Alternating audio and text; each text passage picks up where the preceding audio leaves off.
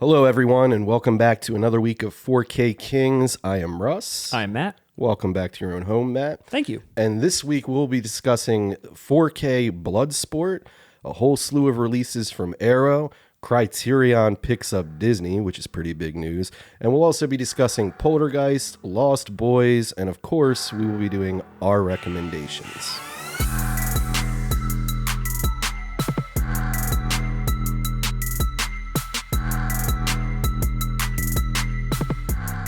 And we're back. Welcome back, Russ. Thank you, Matt.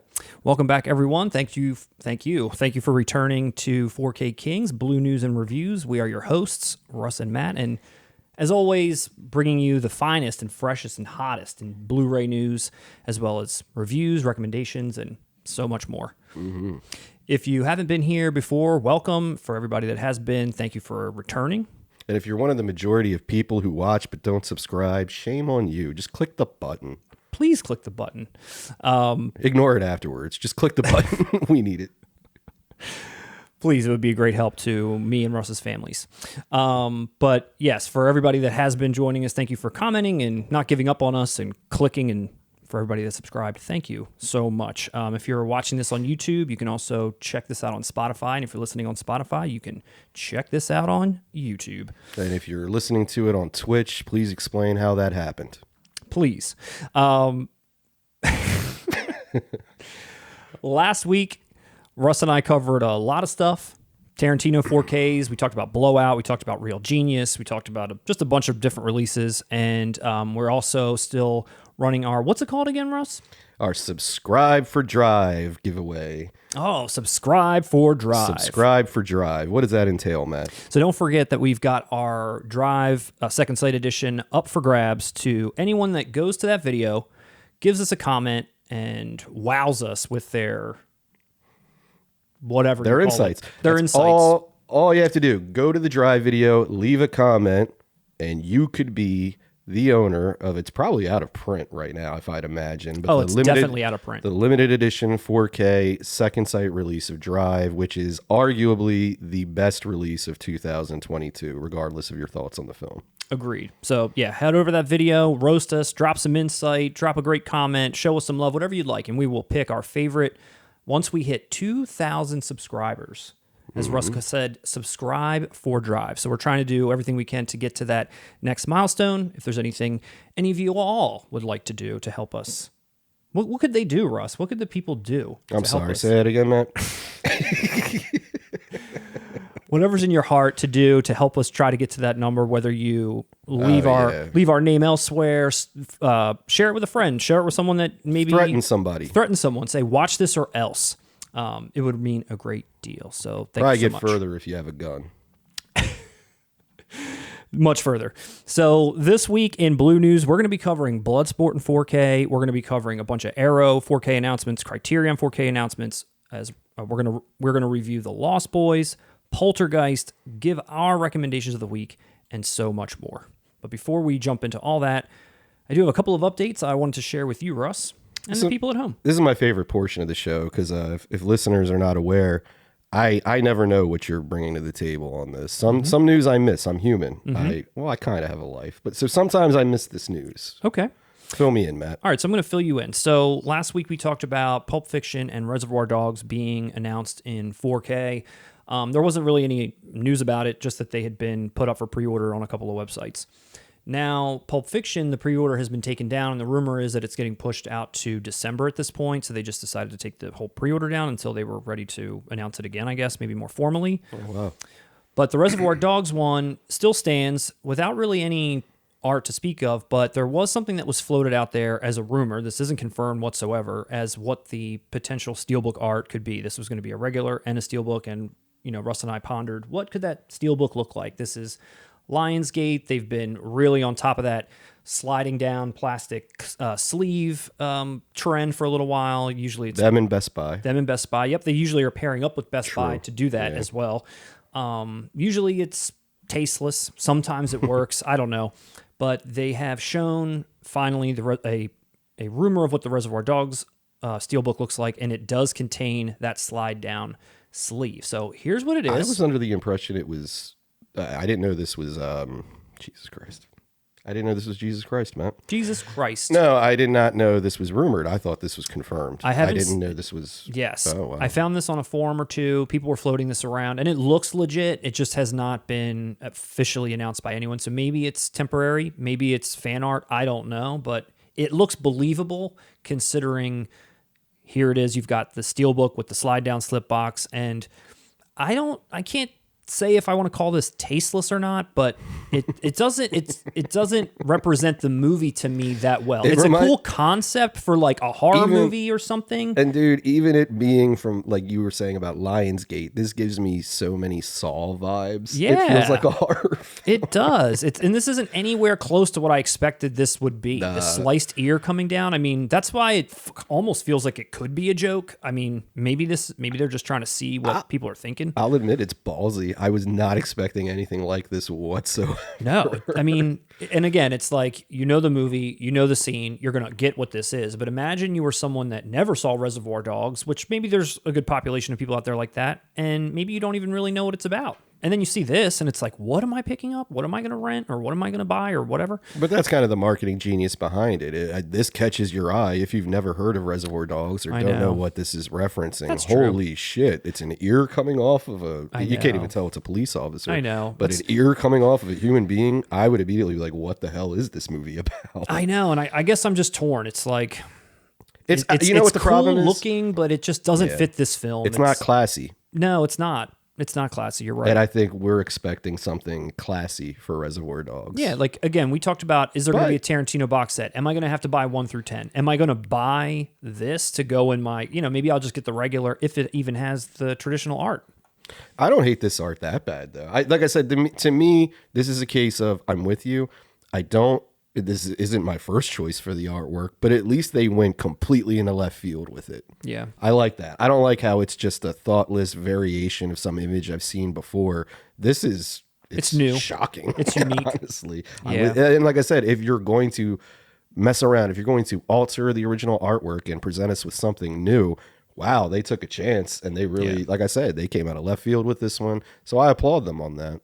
Don't mess with Pulp Fiction like this. Don't let like the slip box being like the syringe going into Uma Thurman's chest or some outrageous whatever, like, or going into Marcellus Wallace's ass. We don't want something like that. We don't need that. No, but but for Reservoir Dogs, you're right. Pulp Fiction, no way. And there are way more people, I'd imagine, in this world who possibly have not heard of Reservoir Dogs than Pulp Fiction. I mean, that's just put Uma Thurman on the bed with a cigarette and call it a day. Please don't mess with that. So we'll see. Once that gets confirmed, we'll come back and we'll talk about it probably 10 more times as news trickles in. Finally, the release of the year, the Halloween box set that we covered a little while ago. Not the full box set, mind you, but the box set with 6, 7, and 8. Or 6, 7, and 8. Yeah. 6, 7, and 8. Finally, the features and the information for it's been revealed, so everyone can rest assured and know that they paid all of that money for a really quality box set. So here's what you're getting. 3 films, 8 discs, which includes, of course, Curse of Michael Myers. You're going to get the theatrical and the producer's cut in 4K. And both of those on Blu-ray. So 4 discs belong to the Curse of Michael Myers right off the bat. Then you got Halloween H2O 4K and Blue. And then you got Halloween Resurrection 4K and Blue, which comprises the 8 discs. All of these films are receiving new 2022 4K restorations from the original camera negative with Dolby Vision. And Shout's press release, it says, when it's explaining this box set and what the features are and all this stuff, it says brand new surprises are going to be included with the features here. And here's the brand new surprises. Are you ready? This is what's new, because you're getting all the archival stuff. Everything that's ever been there, you're getting. But the new surprises are 1 new commentary for The Curse of Michael Myers featuring Daniel Farrens and Marianne Hagen, which I guess are maybe cast members of that movie.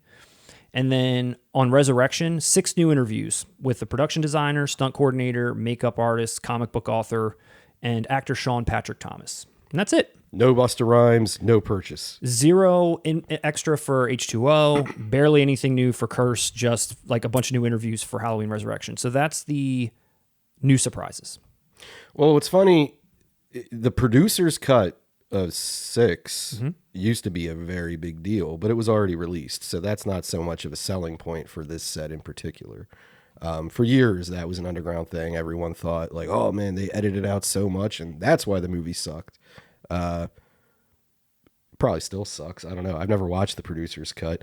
But again, for those to be the new special features that you're supposed to get excited for, that's pretty light. I mean, to be fair, Shout's pretty much just been putting the disc out anyway when they've been doing these rehashes with nothing new anyway. So I feel like the fact that they got you a few extra interviews, you know, they feel good about saying brand new surprises. And they're trying to entice this because, as we pointed out before, they can only present these features in this way. Mm-hmm. And these are, let's face it, even if you're the biggest Halloween fan, these are probably on the lower end of your Halloween rating. No, I've never once ran into anybody who said Resurrection is their favorite Halloween film. Yeah. And so they're kind of put in a tight spot. I can only imagine people picking this up who are either completists or just completely in love with Halloween. Yeah. But it's more of the completist. I mean, the box is still ugly as hell, and it's way overpriced. And I guess the only positive thing, like you said, for completists is the discs and the boxes inside, the movies all get their own individual slip box, so you can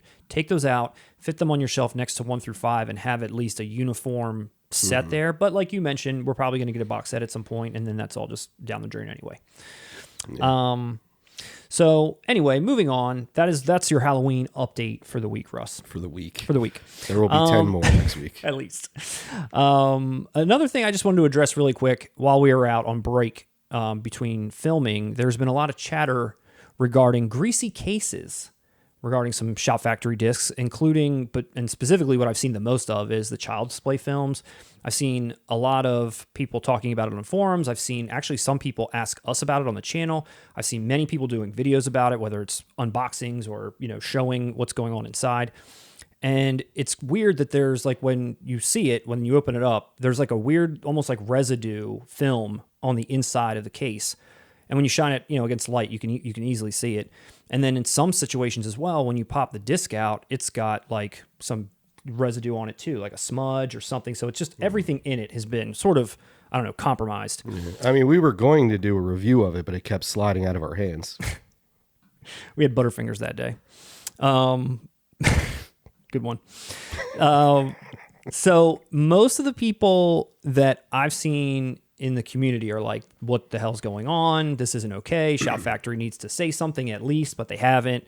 And, you know, I kind of agree with that. But then I've also seen on YouTube, I've seen a lot of other physical media channels, some kind of established sort of, I wouldn't say completely defending, but not really holding anyone to task. It was kind of like, hey, look, here's one I've got. It's not so bad, but clearly in the video, it looked terrible. Well, what are they going to say? They want their free copies. Right. And I get that. And I think, although it's disingenuous, I feel like you're right. Like, you don't want to bite the hand that feeds. But I just don't know why it's not okay to say, hey, we're entitled to a product that's rather expensive, by the way, that isn't like damaged or defective or doesn't have like disease inside of the box, some sort of like germs or, you know, film inside of there. What you're saying basically is that COVID came from Shout Factory. It may have. That was not the Wuhan lab, but Shout Factory. I knew it all along. Yeah, and I will say this, because we don't get anything for free. So therefore, we're not going to put up with this crap until we start getting our shit for free. Exactly. Do you know how bad I want to come in here and lie about every release just so I can save some money? I bought Spaceballs from Kino, and I just watched this for the first time last night. And I picked this up when it first came out, and that was months ago at this point, but I just even unwrapped it and watched it last night. How greasy was it? So I didn't, you know, just with this fresh on my mind, I wasn't expecting anything because I was like, oh, this is just a Child's Play thing. But sure enough, I opened this up and it is filled. I thought oh shit, I just made that joke. I didn't know. Let me see if I can get camera 1, camera 2. I thought you were just going to do a comparison to say how Kino Lorber is owning the game. Wow, this happened with Spaceballs? Yeah, I'm just going to try to do this enough so we can see if we get it. Oh no. Let me see. So yeah, I was, like I said, it was fresh on my mind. So when I opened this up, I was like, holy crap. And indeed, my disc had a little smudge on it too. And I had to clean it off. And this easily comes off. Like, you can take a paper towel, even your finger, it wipes off. I just don't know what it is. That's the thing. I don't know if there's like research been done. Like, oh, don't worry, that's just some like non-toxic film. Like, who knows what that is? But I thought that was crazy that I opened up my Kino Lorber, Kino, who we've been giving so much props to. They're disappointing me. No, I have an explanation why Kino did that. It's actually the jam that was coming out of the screens in the one scene of Spaceballs. Yes. It's a special feature. It's a special feature. It's a I'm just kidding. tchotchke. I'm sorry, Kino. I apologize. Please, forgive me. I know you sent me that one for free. I shouldn't have said anything, but I won't stand for this crap. And one of the people I will say that broke this story for me, at least initially, was our good friend Mark. Yes. Our good friend Mark, who has been with us for a long time. He has his own physical media channel now. It's called Raised on Fiction. You guys should all check it out. Anybody that's watching this channel, just stop on over there, see what's doing. He's got different unboxings of certain things. He's showing off releases from his collection. He did an awesome A to Z challenge the other day, and he did a review on these Child's Plays and how all of them were basically disgusting. So basically what you're saying is he's honest. He's honest. He's if an honest guy. If you want to trust a real opinion, go to Raised by Fiction. Raised by Fiction? Raised on Fiction. I started to say Raised on Fiction. I was like, Raised on the by... Fuck. Sorry, Mark. Sorry, Mark. But yeah, so go check Mark out. He's a good dude. So there's a lot of news to cover this week for us. There's a lot of announcements that have come out, but I'm going to put one right at the top of the list, and I'm going to say that this is the most important 4K announcement of the week, maybe even the year. Win a date with Tad Hamilton? Not yet, my friend. You're going to have to keep waiting on that. But coming out December 16th on 4K Ultra HD from Cape Light in Germany, a German release, is Bloodsport. Bloodsport in 4K. Nice. I couldn't believe it when I saw this announcement. I just was totally shocked. I'm super duper excited, but a little hesitant at the same time, which I'll share why in a second. The only thing that would have been better than this is like a US release, obviously. But for now, all we know about this is that it's coming out in a digibook, which they usually mean media book. Mm-hmm. They're like kind of hardback books, and they're a little bit taller, almost as the height of like a VHS or even a book. Yeah. It's coming with 2 separate covers. This illustrated one with Jean-Claude Van Damme on the front, and him doing one of his patented kicks here to Chong Li's face. And then this other one, which is, I think, the original poster, but I could be incorrect, where he's, again, doing that same kick move in the final battle. Now, these have been released before on Blu-ray in the exact same covers, but what's kind of interesting about these is that these ones are in English, whereas the previous German releases, it said like his name or some other things in German. Mm-hmm. Let me see. Is this the one right here?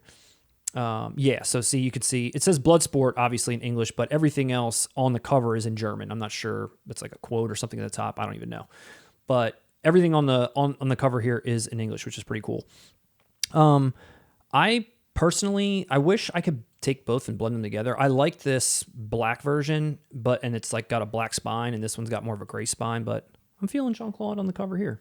Yeah, I like that one better too. Yeah, I'm liking that. That looks old school. That looks like it came out in the 80s when this film came out. Yeah, I love it. You know what it reminds me of? It reminds me of like a Nintendo. It reminds me of like Contra or something with that gray around it. Like a video game box. Yeah, like an NES video game box. Yeah. There's absolutely no news on the transfer at all, and I saw a little thing that Cape Light posted on Facebook where they were where people were asking them, hey, what features are going to be on this thing? And sorry, hold on, I have their quote. Where'd their quote go? So the post from Cape Light just basically said the features aren't finalized, but they have a ton of requests out for interviews that they still haven't heard back on. So they've probably like reached out to anyone possible to see who would want to come and talk about it. We will. Yeah, I mean, could you imagine if the real Frank Dukes came and like gave his story, did a commentary or whatever, dude? Wouldn't that be awesome? I'd buy it 3 times. Even though it's been like thoroughly debunked, I'd love to see him like with a straight hold face. on to the lie. Yeah, just with a straight face, just run with it. Like that'd be awesome. And the fact that there's no real information on the transfer, I don't. This is why I was kind of a little hesitant when I said that early on. I've seen a lot of people comment. I've never owned a Cape Light Pictures release, but I've seen a lot of people comment that sometimes their transfers are hit or miss, and some people have been saying the same thing. And this release has come out before, or Bloodsport's come out before in Germany, and it wasn't that great. No. So it's like, is this company going to restore this thing, or are they just doing some upconvert on what they've already got? So I don't know that anyone knows that information for sure. I mean, I doubt that. I'd be hesitant as well, only because if this is releasing in 3 months and we don't know that information, that tells me that they're intentionally withholding that information. Yeah. You know what I mean? They don't want to put it out there that it probably is sourced from the same. Yeah. It'd be awesome if Stan Bush came back for an interview. Fight. Dude. For love. when this movie starts and that like that song like hits, dude, like and like all the like fighting montage, like everybody's getting ready. Dude, that friggin' intro is fire, and that song is so like it gets you so pumped. Kind of reminds me of what's the intro to Miami Vice? You know that theme? Mm-hmm. It's just kind of got that like it's getting you like jazzed for what you're about to watch. I feel like that Stan Bush song is like the exact same thing. I don't know. When I think jazz, I think Stan Bush. That's what I think. Jazz it up. It's being billed as limited. You can buy this direct from Cape Light, or you can buy this direct from Amazon Germany. And if you buy it from Amazon Germany, it's going to be between $40 and $45 once it ships. Which, again, I'm like so close to just pulling the trigger, but I feel like maybe I want to wait just to see. But it's limited, so it's like I might get screwed. I don't know. I don't know what to do. What should I do, Russ? I've wanted this movie ever since I started collecting. I was like, when the frig is Bloodsport? I'm in the same boat. And I think you love this film more than I do. Not to say I don't, but I think this is more of a conundrum for you than it is. Like, if I miss out on this, I'm not kicking myself over it. I've never imported this for that reason that, I heard the German one, the picture was kind of whatever, and not that matters. This is an 80s movie, and it doesn't need to be perfect, but, now that we're getting into this deeper 4K, it's like, and it's become popular. Why hasn't this movie It's important if you're going to upgrade or spend that much money on something advertised in 4K and we don't know what the source is. So it's a completely valid concern to have right now. I don't know why Warner Brothers has never put this out. I don't know what's holding it up. If anyone does know, if anyone knows the history about why we can't get this here, it's Frank Duke. Is it maybe? I mean, I've seen comments from people that are like, "There's no way we're going to get that in America," and then other people that were like, "I'm holding off. It's inevitable. It's going to come to America, like Vinegar Syndrome, or somebody's going to pick it up."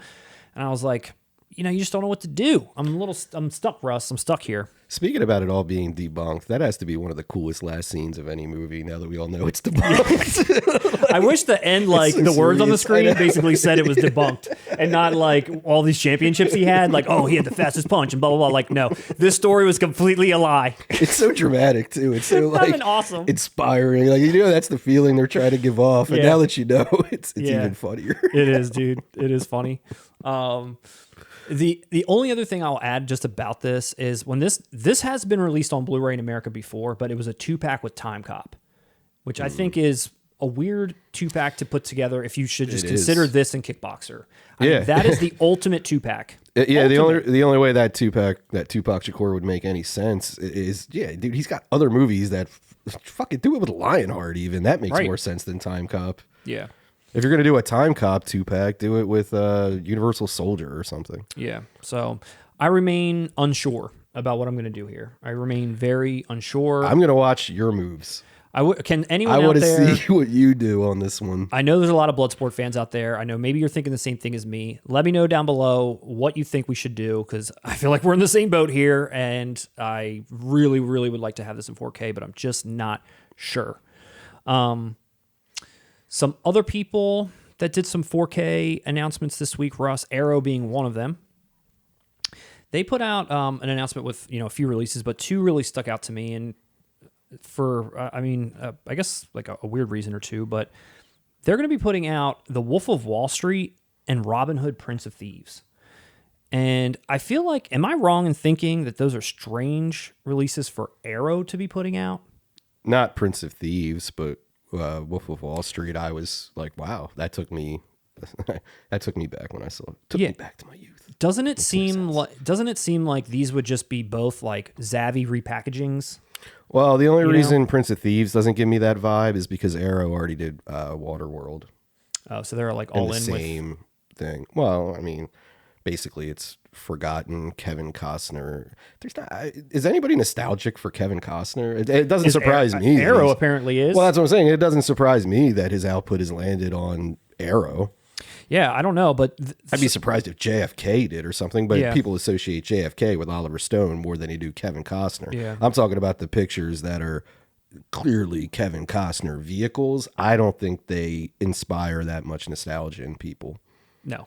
But enough to where Arrow will make some sales. I'm sure Arrow will do great with Prince of Thieves. Really? But I'm sure they will. They did great with Waterworld. All right, well, let's talk about Wolf of Wall Street first, and then because that's the one that I think I'm scratching my head on a little bit. That one I'm scratching my head on. Now, not only is Arrow putting this out, but they're not carrying it on their website. Zavvi is carrying it, so I feel like that's also why I was kind of thinking like, interesting that this just wasn't a Zavvi release. This is an Arrow release, which, again, Zavvi will just take this steelbook that exists, put new packaging around it, and sell it to you. Whereas Arrow, in this instance, is doing some new features and, all this kind of stuff. So it is an Arrow release, but only Zavvi's selling it, and I feel like it feels like Zavvi anyway. Yeah, it reminds me of the Mallrats release from Arrow. Oh, yeah. But this one's getting special edition like packaging too. Like Mallrats just got that slip in a nice box. And this is actually coming out a year after it came out in America on 4K. Like this is UK only. So you can't get this in America. This is UK only, which again, it's being sold on Zavvi. It's coming with it's a 2-disc edition with a 4K Blu-ray and the disc 2 is just a regular Blu-ray. Now, the point of contention here is that this has already been restored in 4K in America. So this does not appear to be an Arrow original transfer, although they have not specifically said it. It says right here, a director approved 4K transfer, which with Scorsese coming back and doing 2 approved transfers, like he did 1 and like went back to sleep. Like that's it. Like, so he didn't come back probably. So as far as what the 4K Blu-ray is, I don't know that you're getting a different transfer or anything else. It does come with 2 new commentaries from some critics and some film historian. Nobody important to the movie, just some people with opinions. But then when you go to the Blu-ray itself, there's some new interviews with the screenwriter, new interviews with the production designer, a new visual essay on the film, and all the archival stuff that was there. Plus, why don't I just get the real Jordan Belfort? I see him doing interviews with people all the time. That's true. He's on like every podcast. He is. Constantly talking. How hard would it have been to get him on here? Maybe he was expensive or maybe he didn't want to come back. But here's the packaging that it's coming in, which I can't tell if I love or hate it. I'm also not really sure what this looks like closed. I like it.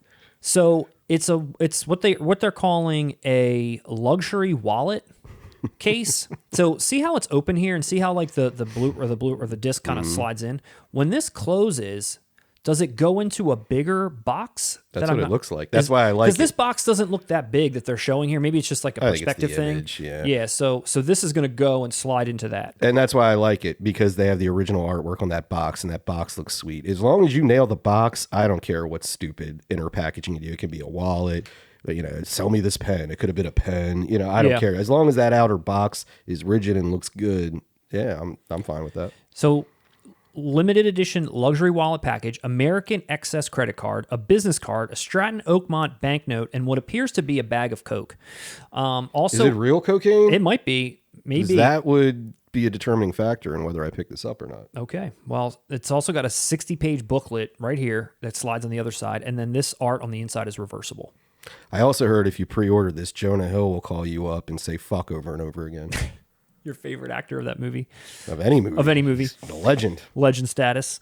Do you think this is real leather? What do you think this feels like? It says luxury wallet. Is it just supposed to look like one, or is it going to feel like one? I think that's bone. That's bone. So anyway, great film. Strange Arrow release to me. Not too much new. Maybe the transfer will be different, but probably not. There's also a Blu-ray only version of this in case you didn't want the 4K, and this is going to come in at around $41 for the 4K package with shipping. $35 That's not bad. For blue. That's not bad. Yeah. That set? Yep. That's not bad. I already pre-ordered it.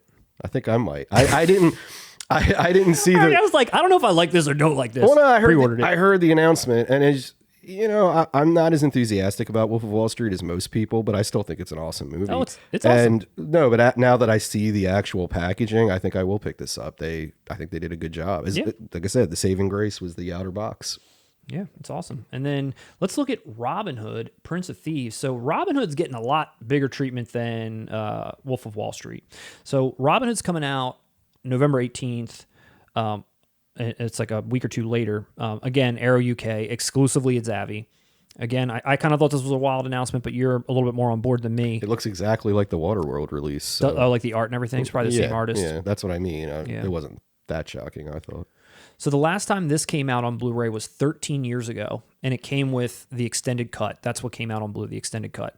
Now this one is arriving with a 4K restoration, Dolby Vision, theatrical, and extended.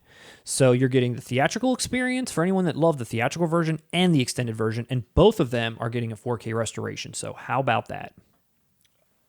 You're getting. I mean, Russ already pre-ordered while he was sitting here. He just reached off and pre-ordered. I was never a Kevin Costner guy.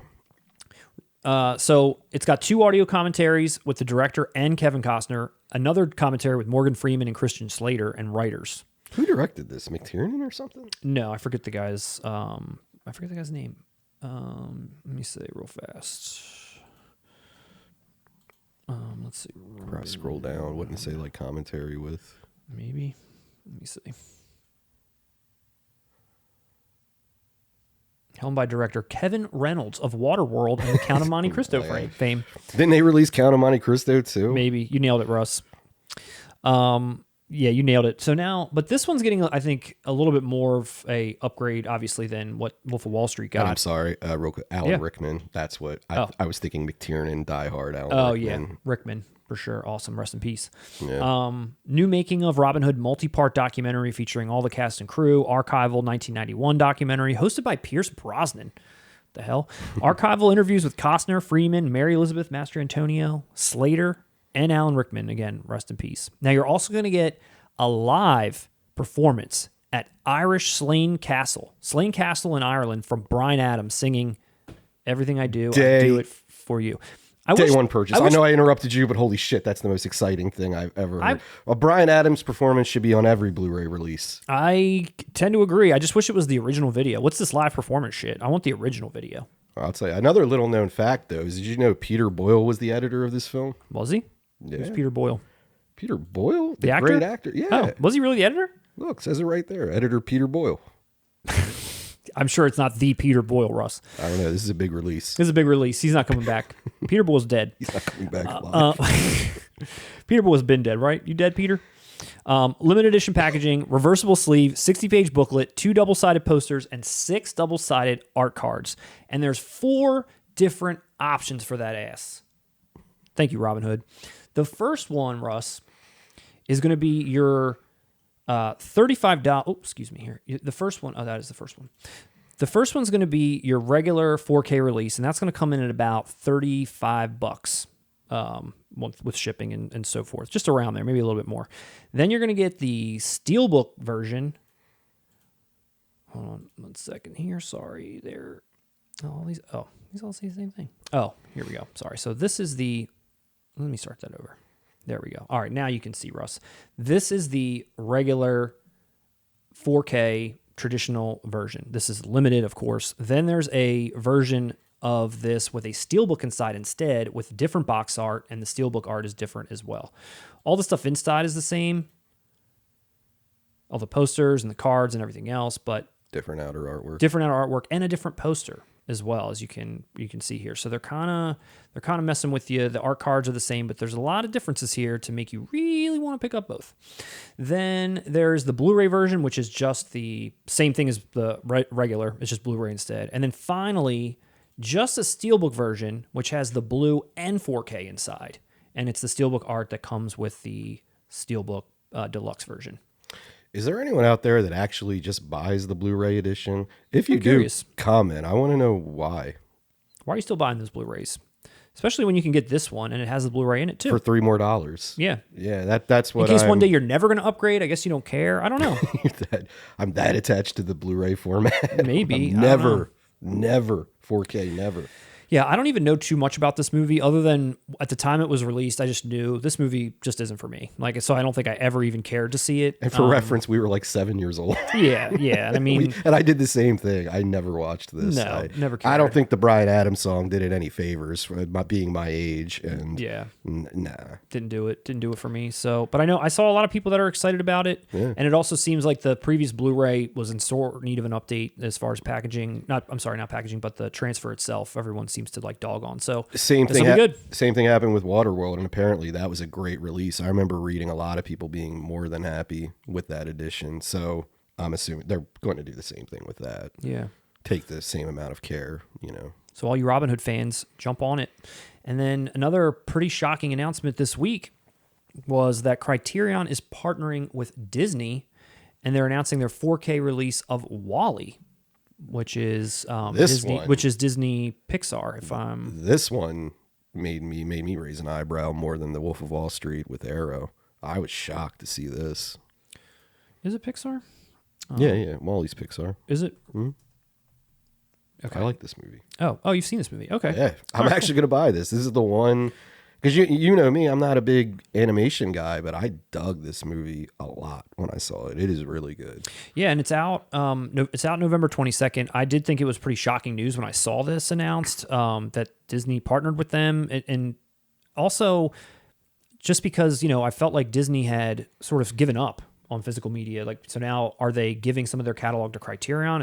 Are they trying to just like jump in and, like what else is after this? And is it just Pixar? Is it other Disney movies? Is it live action Disney movies? And not only that, you're just saying Disney owns everything. They do. So it's Yeah, like, does Criterion now have the potential to release basically anything? Anything they want? Yeah. I don't know. It's exciting to hear, honestly. And WALL-E is the perfect one. If they're going to pick a Pixar movie for Criterion, it definitely has to be WALL-E. Yeah.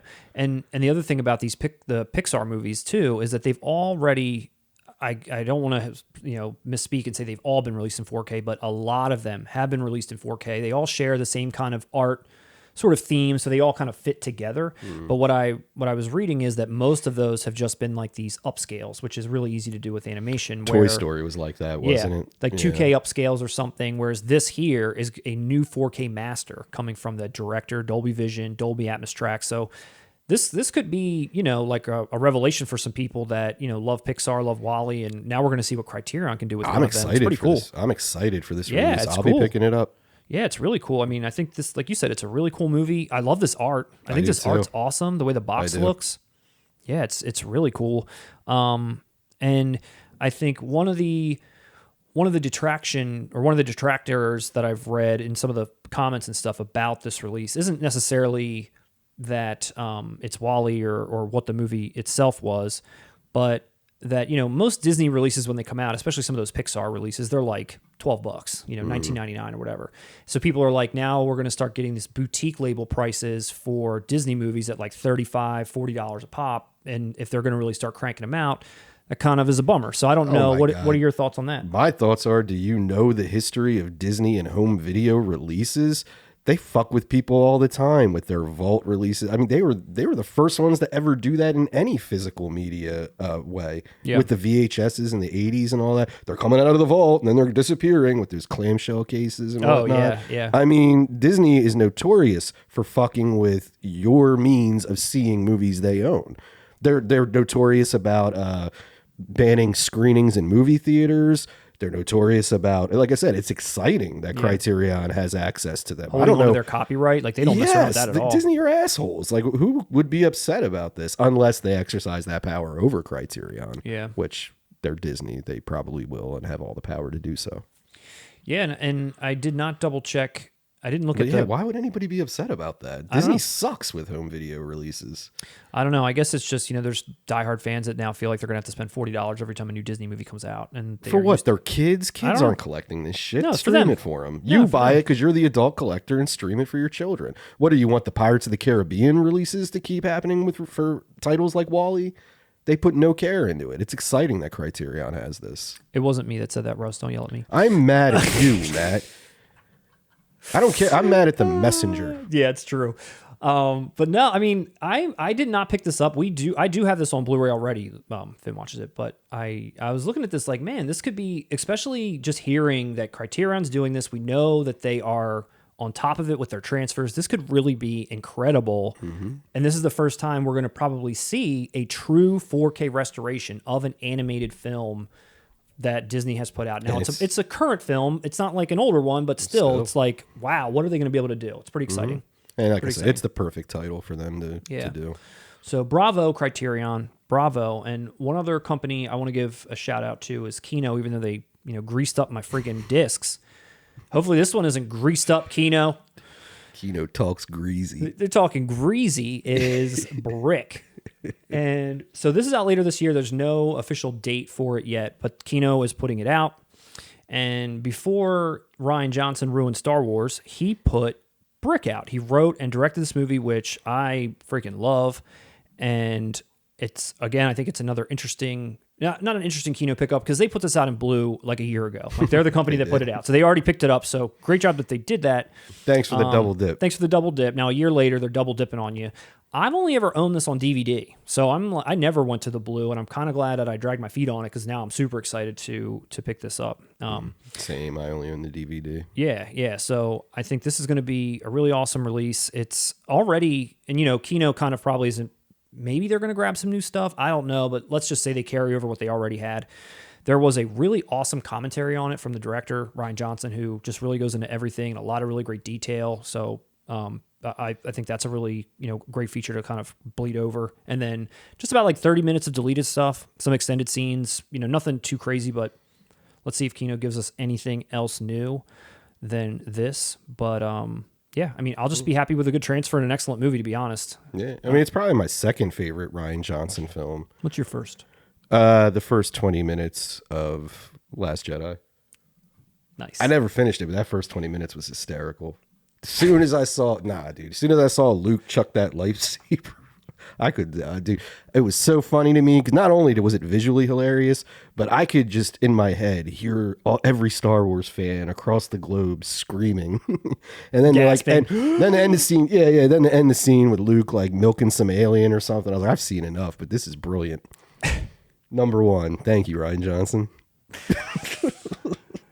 Thank you, Rian Johnson. Brick's good. I like Brick. Well, other than Brick, Russ, there's a lot of He other... didn't have a vendetta against his audience in Brick. There's been a lot of other announcements as well from a lot of other different studios. And one of the bigger announcements that finally got some legs. It was rumored for a little while, but now we got art. We got. It was details. confirmed by Roger Weiser. Yeah, our good friend Roger Weiser at home confirmed that the Casablanca 80th anniversary edition is going to be coming out November the 8th on 4K from WB. It's a 3-disc edition, and it's got with a digital code. 3 discs and a digital code, Russ. Is it Answer the Call? We are not sure. Now, there isn't any information on transfers, features, of course, nothing like that. It's WB. It's probably just going to be rehashed, I'm sure. But the ad claims... Here's the ad claims. Bogart comes back from the dead. I couldn't even get that out.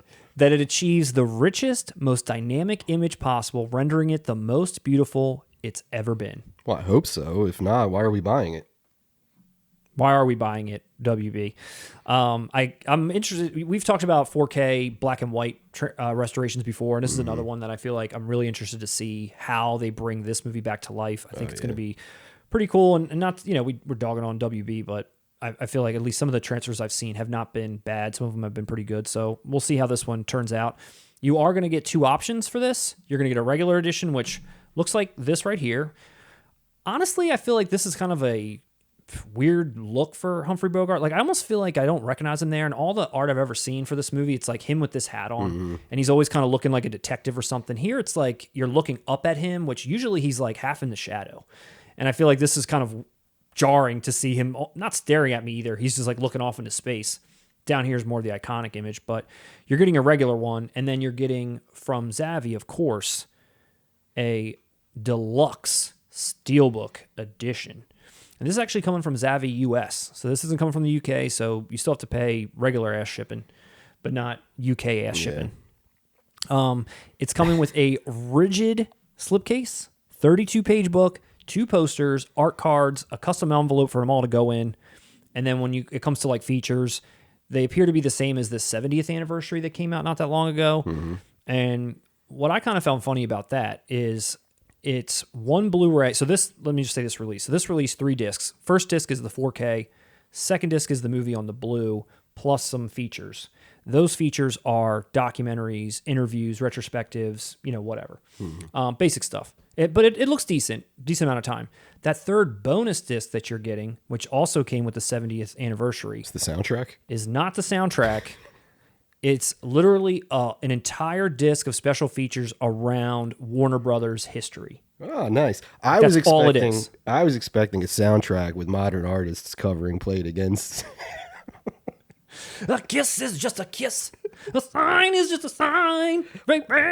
Oh, you heard the Stevie Wonder one? I love it. I love it too. I love it. But not only does that disc have only WB history on it, Russ, it's got a 5-hour documentary on the rise of Warner Brothers. It's got an 1.5-hour documentary just about the brothers themselves, their personal lives, how they were raised, and so on. It's got another hour documentary just about one of the Warner Brothers, just one of them, a separate documentary.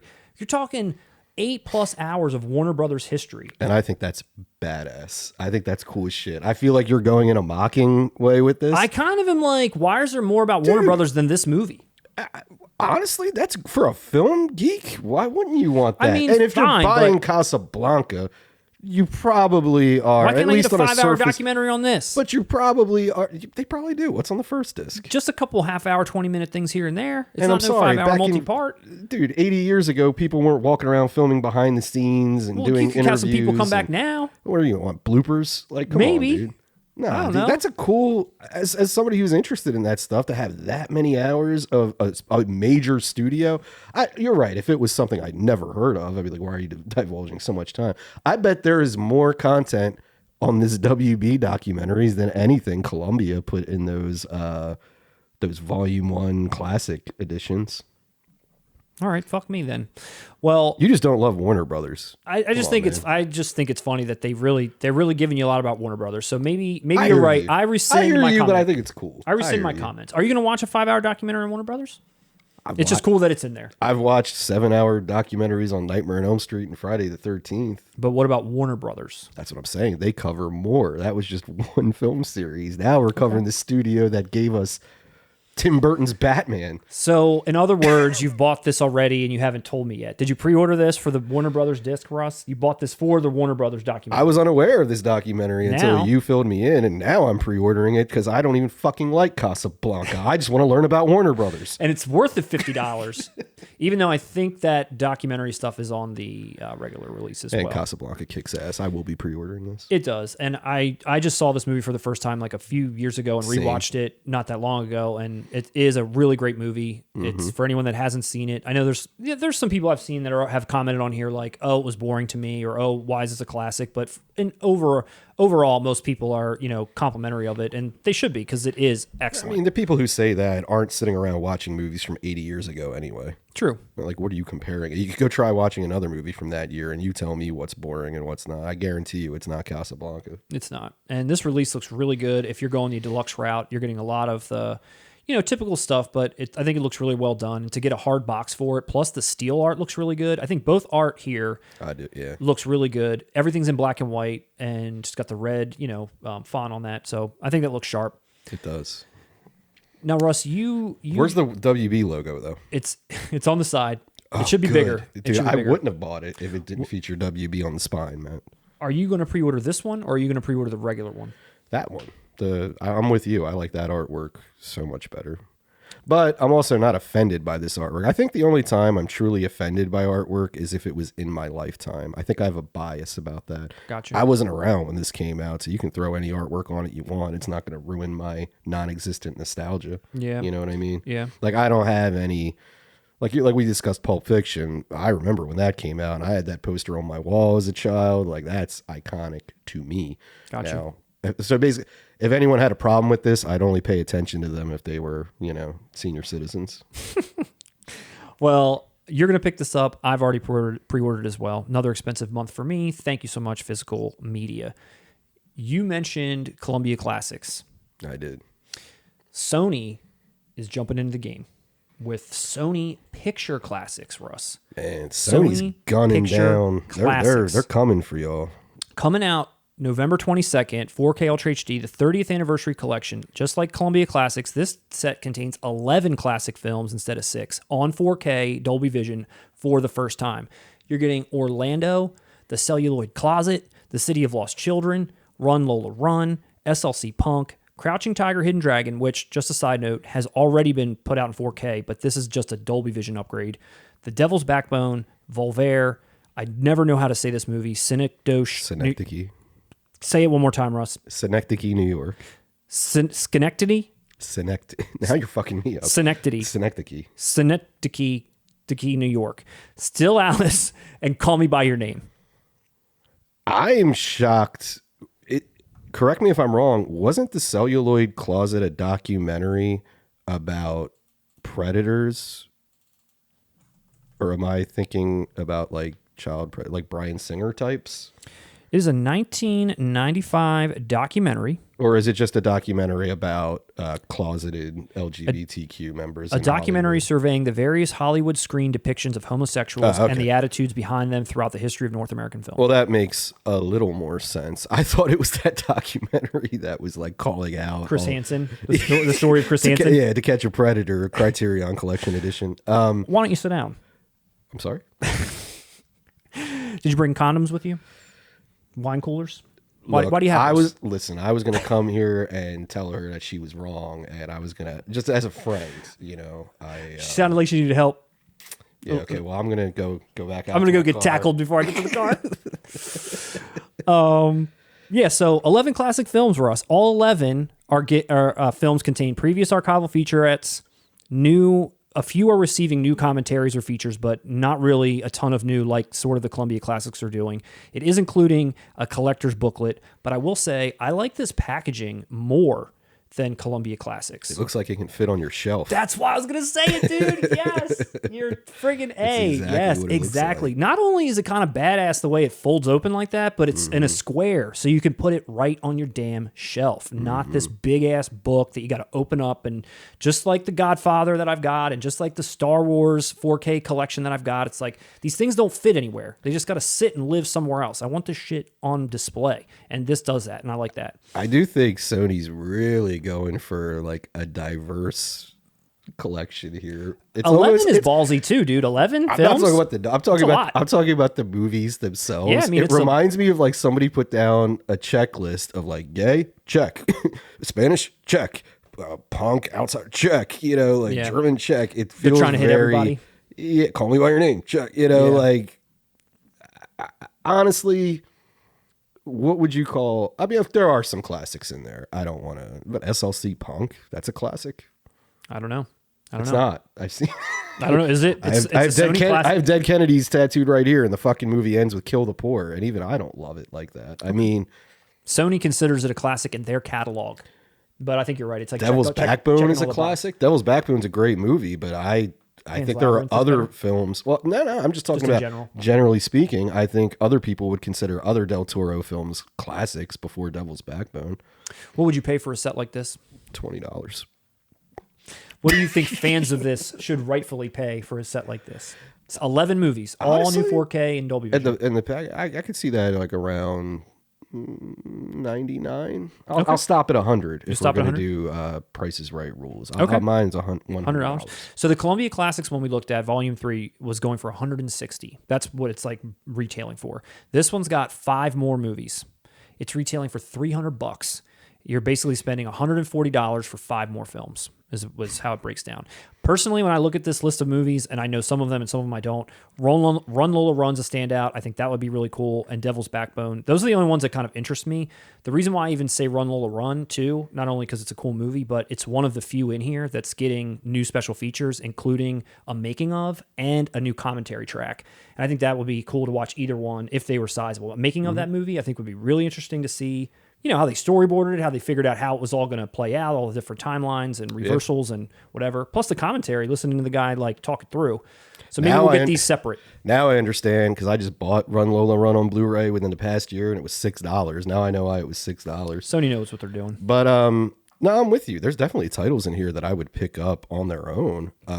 It's the same thing I said about the Columbia Pictures one. There's no connective tissue. There are some titles I literally just don't care about. No offense to anyone else, but it's like I don't want that collection. Yeah. But it is cool. It is like I like the packaging and all that. But yeah, it's. Okay. I mean, even Devil's Backbone. I would expect Criterion to put that out in 4K. I could see that too. So this is a pass for me. This is going to be a hard pass. I'm hoping that one day some of these will see the light of day, like a Run Lola Run with those features. That would be awesome. Yeah. Maybe we'll get that soon. Russ, do you like Christmas? Do you buy Christmas Blu-rays and 4Ks? Like Christmas-themed movies? Yes. I don't seek them out. Don't seek them out. I can name maybe 2 that I love, and that's pretty much it. Okay. And they're probably the same as you, The Ref, and Christmas Vacation's great.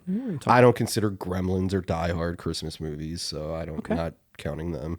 Well, did you know that WB, good friends at Warner Brothers, not only are they putting out Casablanca, but they're dumping probably not their entire Christmas catalog out this year, but a lot of their Christmas catalog. And you mentioned Christmas Vacation, and sure enough, they're putting that out in 4K. It's coming out later this year. It doesn't have a title, or not a title. It doesn't have a date at the moment. It's got a title.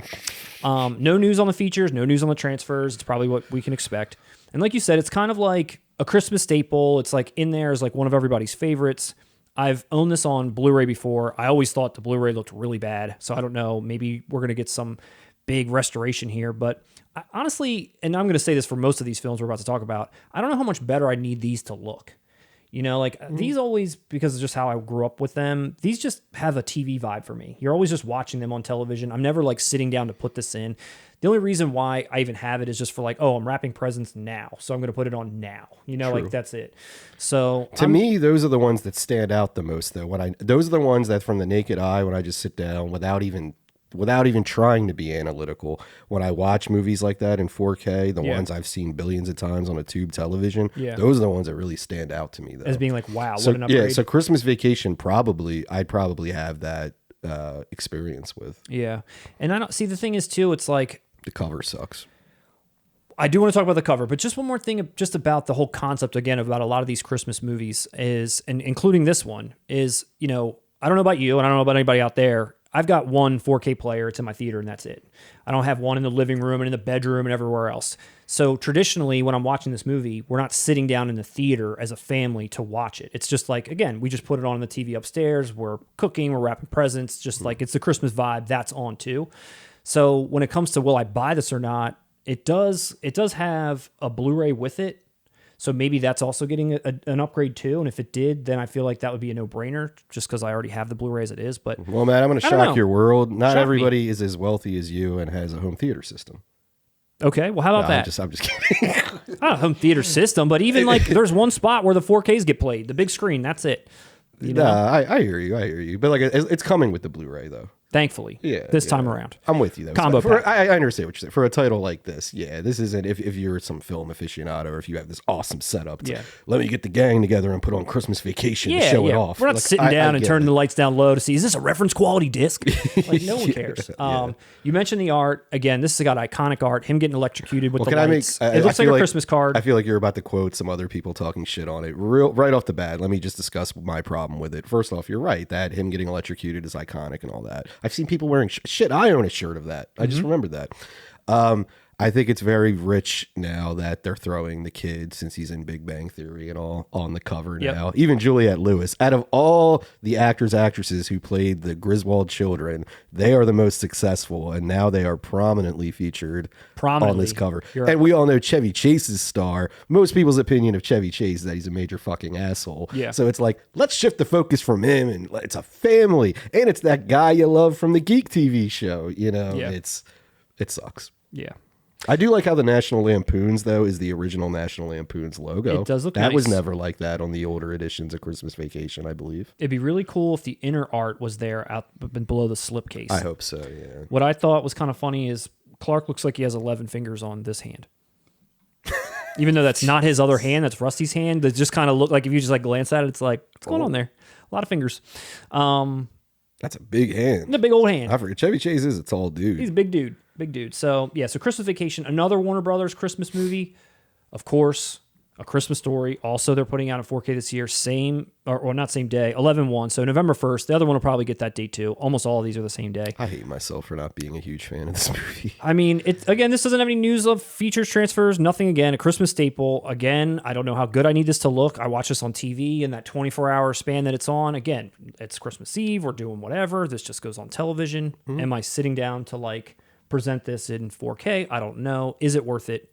I don't know. Let me give you some trivia. How familiar with Bob Clark are you, the director? Not too much. Because this is his second Christmas classic film. What's his first one? Black Christmas. Oh, he did that one too? I didn't know that. He also did Porky's. Oh, cool. I didn't know that either. And that's why I'm saying it kind of kills me that I'm not as big a fan of this movie as I want to be. But yeah, man, he's got 2 Christmas classics under his belt. Yeah, I don't know. I've never seen either of those, but I've heard you talk about them. Black Christmas is great.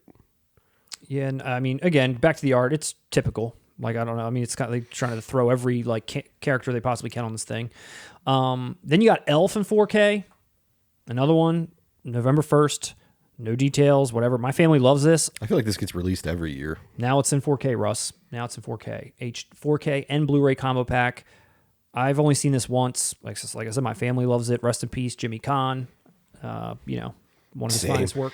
Pretty much everyone I know loves it. And I think it's really solid up until like the halfway point. I think it turns into a stupid action movie at the end. Like they didn't know where to go with the story beyond it just being a fish out of water. Yeah. But I am actually a big fan of fish out of water movies. Mm-hmm. So like the first half hour of this movie, when he first gets to New York and all, I actually think it's very funny.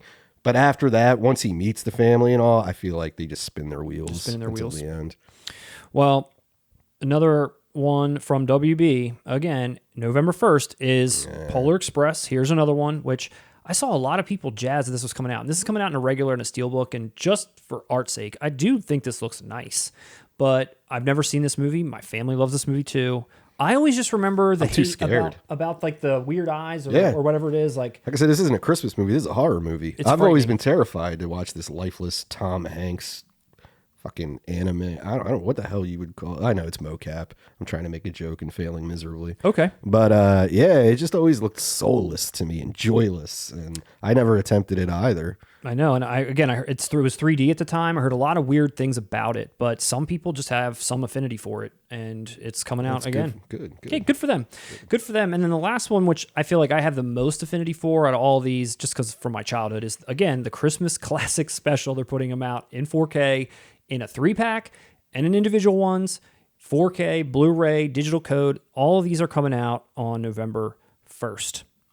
And again, these are just casual television watches, which I guess we got to try to milk the 4K as much as we can. And I'm sure there's people that are excited just to pick this up. Maybe it's getting some love. I mean, maybe these will look better upgraded. I don't know. But I don't know. Did you watch these, Russ? Were you a Christmas television fan? I've seen them. No, I never had like a traditional sexuality. No, I never traditional upbringing.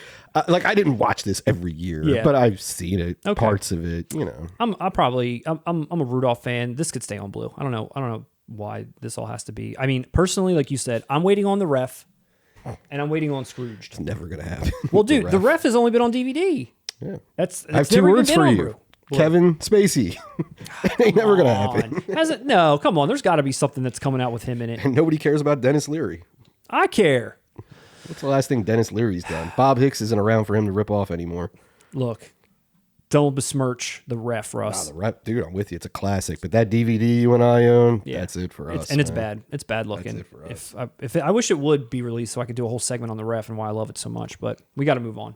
Recommend it. So maybe I will. Maybe I will around Christmas time. So just to wrap up, just a few foreign releases that I just wanted to cover really quickly. One of them being from Via Vision Australia, what seems to be the definitive Dirty Dancing release. Now, Russ, we've talked about Dirty Dancing before, and I also want to say that I saw this for the first time like a week ago. Oh, yeah? I had never seen it before. I watched it, and I got to say that I enjoyed it. It's a good movie. I liked it. I liked it. I enjoyed every second of it. I saw this growing up way more than I saw the Christmas specials, but I grew up in a household with a mother and a grandmother. And they love Dirty Dancing too. Christ. Dude, I had this soundtrack on vinyl when I was like 5 years old. Well, because, you watch what your parents watch. I mean, the ending slaps, dude. When that song comes on, Time of Your Life, I'd never seen the ending of the movie. I've only heard the song. And, when it's on like whatever, top 40 radio, you're just kind of like, oh God, this song again. But when it doesn't make sense in the movie either, but... Yeah, maybe not, but I think because it was a new song, and that film takes place in 19 whatever. Yeah, it's true. Every other song in that movie is time correct. I guess Patrick Swayze's song isn't either. No, Patrick Swayze's song was definitely not time correct. That's a deep song. That's a deep cut. But this is coming out November the 16th from Via Vision. We've talked about their imprint label before. This is just straight up Via Vision. And I did. Like I said, I had the time of my life when I watched it. It's a good movie. It is. And we covered a couple of releases of Dirty Dancing before. Do you remember that one, Ross? We covered it? And I would pick up the one we were just looking at. Yep. I'm not going to. I don't need to own it. But I mean, if I was going to, that looked like a cool release. Yeah, so this one was the U.S. Steel release, and then there was another U.S. Steel release that looked like this, which, again, it's a little brushstrokey. It's like a little bit more animated looking. It's terrible. Looks like Michael Mann's Dirty Dancing. It does. 35th anniversary edition. So now, here to right those wrongs is Via Vision. So not only is this a limited collector's steelbook, but it's lenticular. It's a lenticular steelbook with a nice hard outer box that slides in from the side, which I think is a really nice touch. It's 3 discs, so a 4K and 2 blues. The 4K disc seems to be almost exactly probably what was already out before. That was the transfer and everything else. The Blu-ray this time, though, is also getting the 4K restoration, which previously those blues did not. So you're getting that for this. Well, let me ask you, Matt. Yes. As a newbie whose wife forced you to watch this, are you picking this up? Let me get to that. I would. I'll tell you my thoughts on whether I'm going to pick this up or not. But the third disc is a Blu-ray that comes with a bunch of features that I was not able to find on other releases. It was like tributes to Patrick Swayze, some in memoriams, like multi-angle dance sequences, like the Dirty Dancing concert tour is on there. So there is a ton of stuff. We need to bring that back. On this disc, yeah. Now, this thing is limited to 2,000 copies only. And the problem with it, much like the problem that I find with most of this label as well as imprint label, is not just the price of their discs, but also just the shipping. So this itself costs $60 right off the bat. $30 to get it shipped. So like you said, you're not going to buy Dirty Dancing, and I'm not going to buy Dirty Dancing for $90. So maybe like a deep discount or someone will pick this up. But again, with only 2,000 copies, who knows? If this thing was like regular prices, $30, $35 maybe, I'd be tempted to get it. I'd be tempted, but this movie's so ubiquitous. It's one of those movies like I feel like I do own, even though in your mind and your heart. Yeah, it's always with me. It's always there. It's always with me. It's fucking always there. I mean, dude, for someone who had never seen it up until recently, you knew the whole soundtrack. Yeah, I guarantee. And some of those songs are specific to this movie. Yeah, like Hungry Eyes. And, Hungry Guys. That wasn't time correct. Patrick, that's true. Fuck you, Dirty Dancing. Now my world's been my world's crumbling. Dude, is there around me. any? I'll tell you this: if there's any featurettes with the woman who was in charge of getting the music, she is a blast. I watched this documentary on this film on Netflix, and that woman is so fun to watch. She's so animated and tells such cool stories of how she got the soundtrack together and how that song, "Time in My Life," they basically were all passing on it at first, like this is shit. And like she fought for it. It's definitely not. And it's become like one of the most iconic songs, ever. Hollywood history. Well, same company, Via Vision, putting out Saw, the Ultimate Collection in 4K. This is coming out November 9th. So for all you Saw fans out there, is this the Ultimate Collection? I think not. Now, I love Saw 1. I like Saw 2. I did not like Saw 3. That's where I stopped. Now, this collection's interesting, and I'll tell you why. This box itself is pretty wild, but it's $450 before shipping. So it's super expensive. It's like a little prop, like bear trap thing from the movie. It's got 13 discs. Now, the problem that I have with it, and I think a lot of other people are having as well, is they're calling it this Ultimate Collection. It's got all the movies, great. But Saw 1's already been released in 4K, and the last 2 most recent Saws have also been released in 4K. All the other ones have just been blue, and that's exactly what they're doing here. They're just repackaging what's already been done. They're not releasing new 4Ks of anything. They're just kind of bundling this together in what then appears to be like a $400 case to put it in.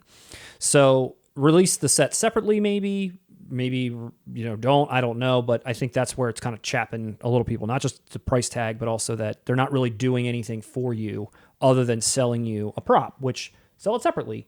If you wanted that, I guess is kind of the gripe. The Saw series, they'll inevitably get solo releases. I mean, maybe, but I mean, think, at least the ones that people care about, the first 2. Yeah, and I will say, I think it's the one thing that I do like, one thing I like and one thing I don't like. The box itself is pretty cool. Again, it's square, it would fit on your shelf, pretty awesome. there's like a drawer that when you pull it open, that's how you get the discs out. So you would never have to like take this thing down. You can always just pull them out, which I like.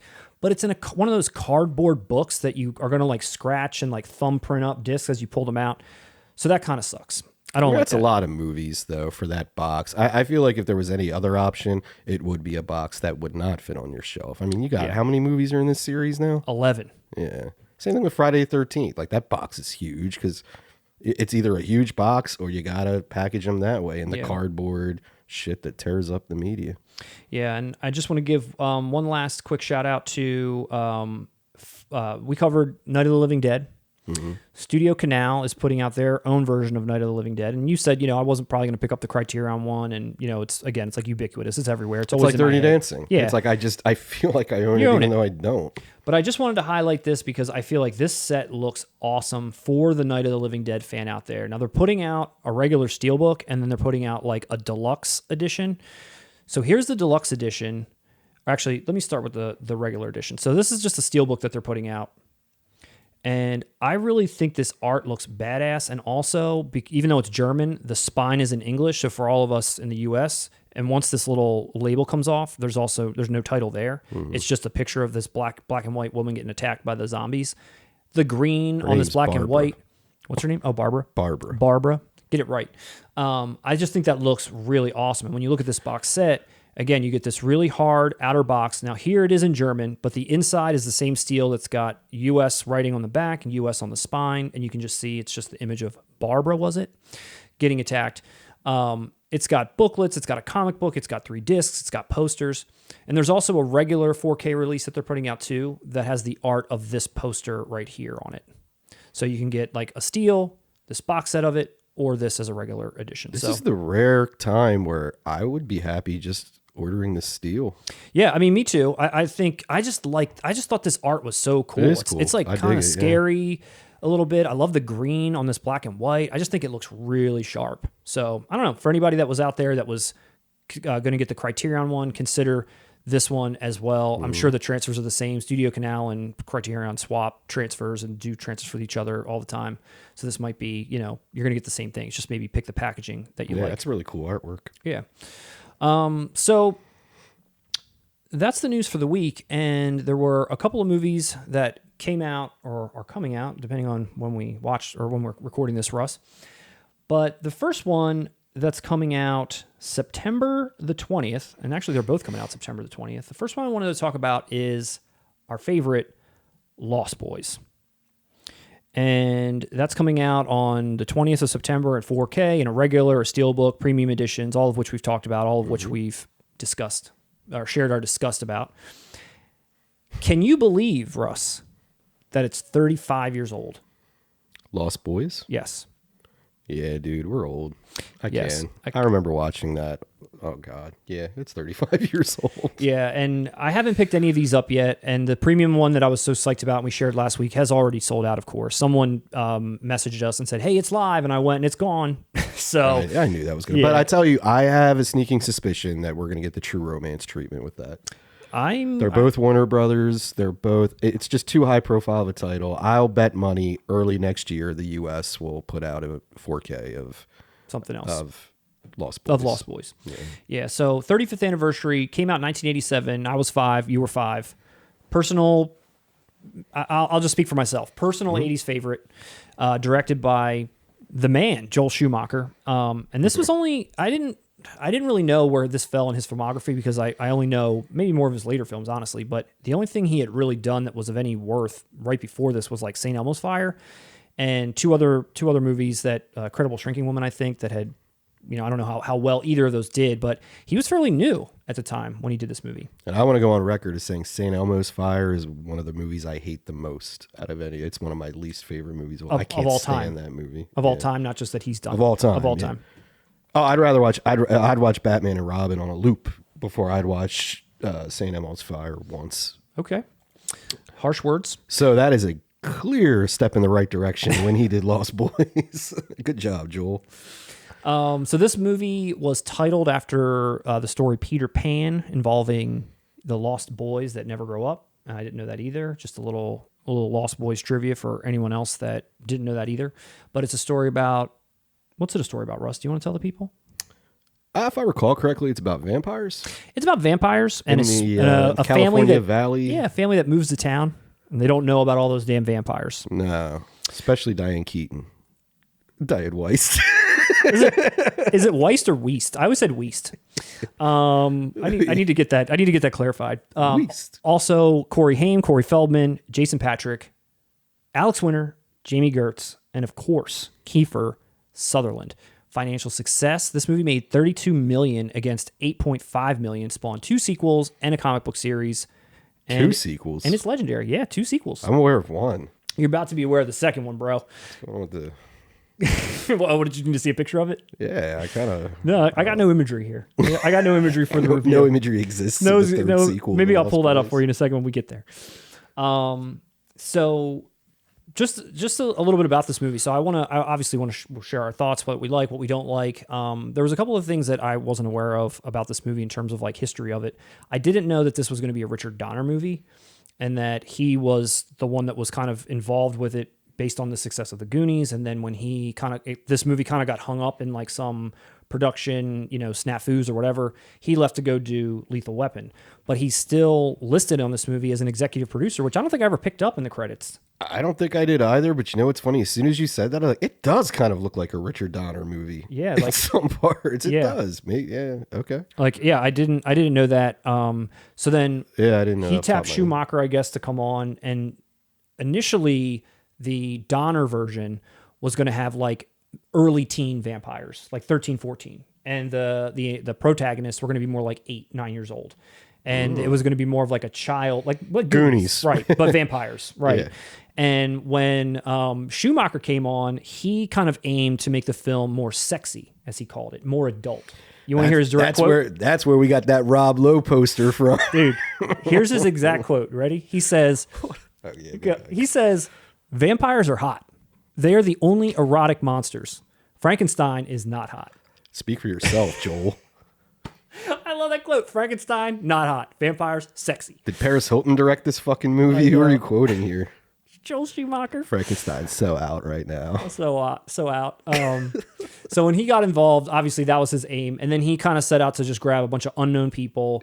He kind of went after, what? I got to comment on it because that is so hilarious. I never knew that. That's right up his I never alley. knew that. Do you remember, like literally, why does Corey Haim, how old is he in this movie? 12-year-old, 13-year-old boy. Yeah. He's got a poster of Rob Lowe hanging up in his wall. Now, what makes this even stranger is that you just mentioned St. Elmo's Fire. Not Richard Donner. Joel Schumacher just worked with Rob Lowe, who I think was still a teen. He was part of the Brat Pack and all that. Very young man. So that's what, hey, this young man I just worked with is so hot. Let me throw that into my sexy Lost Boys movie. Then all the Jim Morrison shit as well. Yeah. No shirts on, nothing. Saxophone guy, you're right. Bathtub Actually, damn, scenes. Joel, you knocked it out the park. You made this thing sexy as fuck. I forgot about saxophone guy. How could you forget about him? Mission accomplished. Oh. Because I'm busy thinking about Richard Donner now. All right, so he cast this movie with relatively unknowns, including Jason Patrick, who I guess didn't want anything to do with this movie for a long time. But then Joel Schumacher sat him down and was like, look, this can be collaborative. What do you want this movie to be? Like, honestly, that's what he said. And even Kiefer Sutherland came back and was like, Let me yes, get Donner's permission. Jason Patrick and Schumacher really kind of put this movie together a little bit. Again, I did not know that. Diane Y'all Weist- shouldn't have done it. You should have let Donner and everybody else have a say. Your 2 careers were the worst out of everyone. Jason Patrick, he is a writing credit. Diane Weist. It's Weist. Diane Weist was his first choice, and he was like, she's never going to take this thing. She just won an Academy Award. But again, she's a mom that I've loved in other things and loved her in this too. I think she's believable. But let's talk about why we think it's good and why we might not think it's good. I know that I don't know your full opinion on this, so I'm excited to see how many pros versus negatives there are. I like it. So let's start with the likes. It's an easy film to roast. That's all It is. it is. I dig it. It's a great movie. There's way too many. There's dogs barking upstairs. Jeez, what kind of podcast is this? So all right, so let me start with why I think it's great. With just one thing why I think it's great. The setting. What do you think? You mean the actual The setting of it being Santa Clara, like, the carnival or the boardwalk vibe. Great. I'm with you. Great. Yeah. I feel like it's definitely a character in this movie for sure. It's, you know, even we talked about this before, the black and red color palette that's always prevalent. No, it definitely has its own identity for sure. That cave, the cave they're in, even Grandpa's house. I mean, there's like a style to a lot of the set dressing and like things that they're doing. So I thought that was pretty cool. Especially for the 80s, when I think back on it. It doesn't, I mean, the style, like the fashions are very 80s, but you said this locale, it could be today. Yeah. Like that, if you told me California, I just was in California, like it's not that far off even today. Just the style of people dressing is way different. Yeah, all the people that are there, it just feels like sweaty and like, I don't know, like greasy. Like, I don't know, it's like my Blu-ray cases. Yeah, it feels like I'm with you. It feels like a Kino Lorber Blu-ray case. Kiefer Sutherland, I got to throw him out there. I feel like I want to say he steals the show, and I think that's part of the reason why I've hated all of these artworks that we've seen. Kiefer's not on any of them. He's a drawing on one, but all of it focuses on like Michael and all this stuff. Like Kiefer is like the force, I feel like, in this movie. Definitely. And he's got the least amount of dialogue. He's got the least amount of dialogue of anyone, and he is a presence every time he shows up. And I think, you know, he's got such great intensity for a villain, like his presence on screen. I mean, you could maybe say that about him in like Stand By Me, which is really close around this time too. He's just like a good tough guy. We could say that about him in real life. Apparently he's an asshole. Okay, well there you go. But you give him a blonde mullet and like a vampire sort of essence, and he's just he does good. I think a shorthand way of saying it is when you say Lost Boys, yes, Kiefer Sutherland is the first thing I think of. Yeah, definitely. How about this? I never even thought of this, but here's a bit of trivia that I also didn't know. When all the vampires die, they all explode or some shit, like they melt. When Kiefer dies, he doesn't. He just turns young. I never thought about it. There's an actual reason why he doesn't. There was supposed to be... Is he the son of the guy or something? There was supposed to be a sequel planned. Schumacher wanted a sequel, and he wanted him to come back. He was going to like not be really dead. But that never... It was going to be like Lost Girls or something, and they were going to bring him back. He had this whole idea for this, but that's why he doesn't explode or melt. Why didn't that happen? This film was successful. I don't know. I mean, later sequels happened, which we'll talk about, but this wasn't a case of like, hey, over time it developed a cult following. This was a hit when it came out. Yeah, for sure. No, for sure. Why else would I have been watching it at like 7 or 8 years old? It's not like I was hip to stuff like that. Maybe he went on other things. Maybe he didn't want to do it. Schumacher, that is. I don't know, but. And speaking of the exploding, that's one other thing that I like. I feel like the gore element of this is effective. It's creative at times, especially like that vampire feeding scene where they like feed on all those bikers. They all like really disgusting and bloody. They're like ripping heads off. It's just like, it's good. I feel like that works. I don't think it's that gruesome of a film, but I mean, even when the vampires explode, I think it's pretty cool. No? Well, I like that they showed them exploding because it shows a clear differentiation between psychos and vampires, because psychos don't explode when you hit them with... I don't give a fuck how crazy they are, Matt. Good one.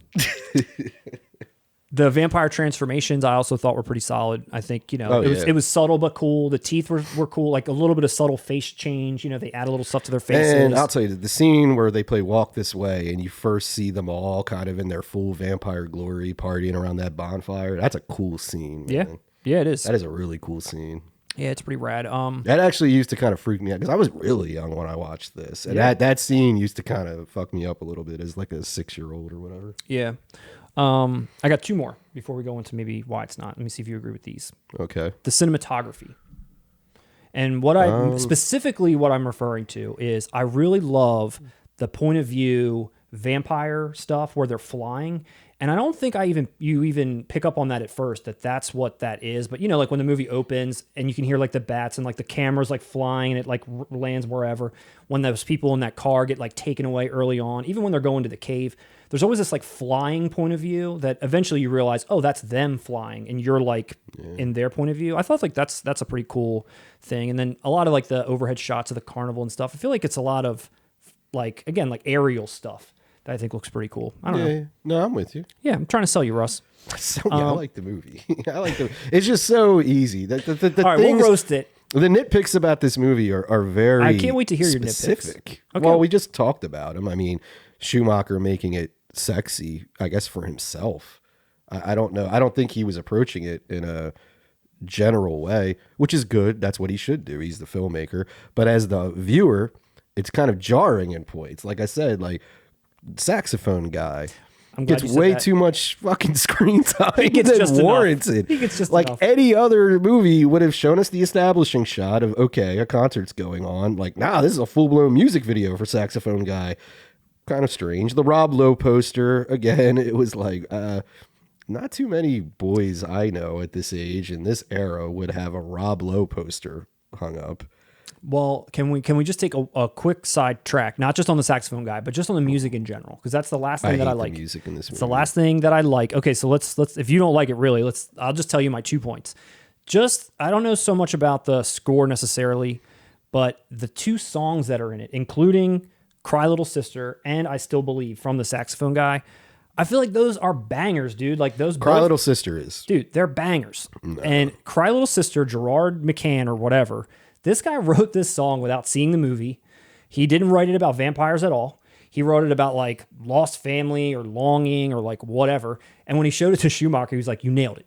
Like, you nailed my movie. Like, you nailed the theme song to this vampire movie. And the guy's just like... I mean, he did. Dude, he did. That song is fire. That song is absolutely fire. Just because he's not literally describing the plot within the lyrics doesn't mean he didn't. No. I mean, he did nail it. That is a great...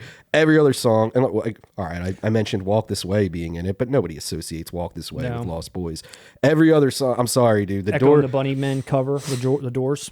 It was it Echo and the Bunnymen doing them? Mm-hmm. Oh God, that's even worse. Yeah, he's got a poster in his room of Echo and the Bunnymen. That's sad. Yeah, as a kid, and make fun of me all you want. My first favorite band was the Doors. By the time I was 11 years old, and so when I watch this movie and I hear People Are Strange, they're doing it, and I believe, God, it makes me cringe because it sounds so 80s. Yeah, what other music in it? Like this? Nah, dude, it's not. Cry, both. I wouldn't even say what's it called? I Still Believe. Okay, so hold on. That's like. Have you ever heard of The Call? That's a cover of that group. I didn't know that. I thought it was original. What is? The Call. That's the name of the group. A pop punk group or something? I don't know. It's called I Still Believe. And this guy, Tim Capello, that's his name, Russ. He's got a name. He's the one he's covering that song, doing his own saxophone. But like version. You calling that iconic is like calling he's iconic. It's like calling Never Gonna Give You Up iconic. Like, dude, yes, I understand what you're saying, but like nobody's fucking listening to this seriously. Cry Little Sister, that was perfect and synonymous with this film. But beyond that one song, there's shit in this movie that's good musically. I Still Believe.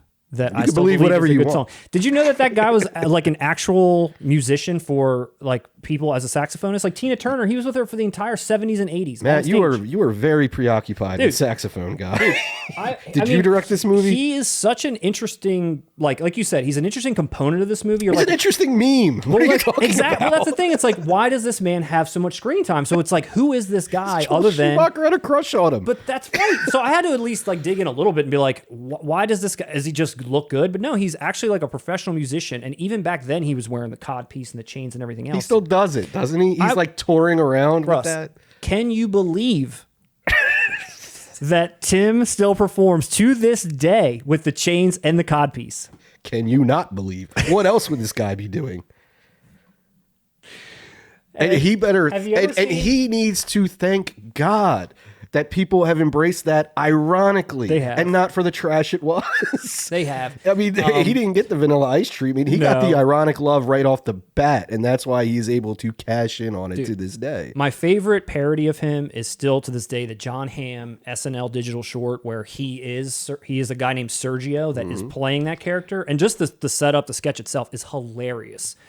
And that's why he's so great. He gave us that sketch. It is, but even that sketch, they don't directly reference Lost Boys or him. They don't. It's an inspiration. You know what it is. Because you can't, because nobody cares enough to even put the two together. I'm gonna throw my nitpick, or at least my gripe. Okay, so one of the things, and again, it's Joel Schumacher, and I'm just gonna reference one specific scene that I think you will know, but it's campy in general. Like at times it's campy. There's like montages. There's like, there's like a lovemaking montage. It works because it's an 80s teen movie. It does. I want to reference specifically them hanging from the bridge and when they let go. And they're like falling sort of slowly in the mist. And then there's one part where Jason Patrick is like falling and falling, and he's like screaming, and then he stops screaming. I know what you're talking about. And then he goes, oh, and he like starts doing it again. I'm like, dude. And it always reminds me, I know you've never seen Bill and Ted movies. There's a scene in Bogus Journey where they do the same thing. Yeah. But it's like a joke. It's actually like they're falling into hell and it's all black and they're screaming and they stop for a second. Like, what's going on?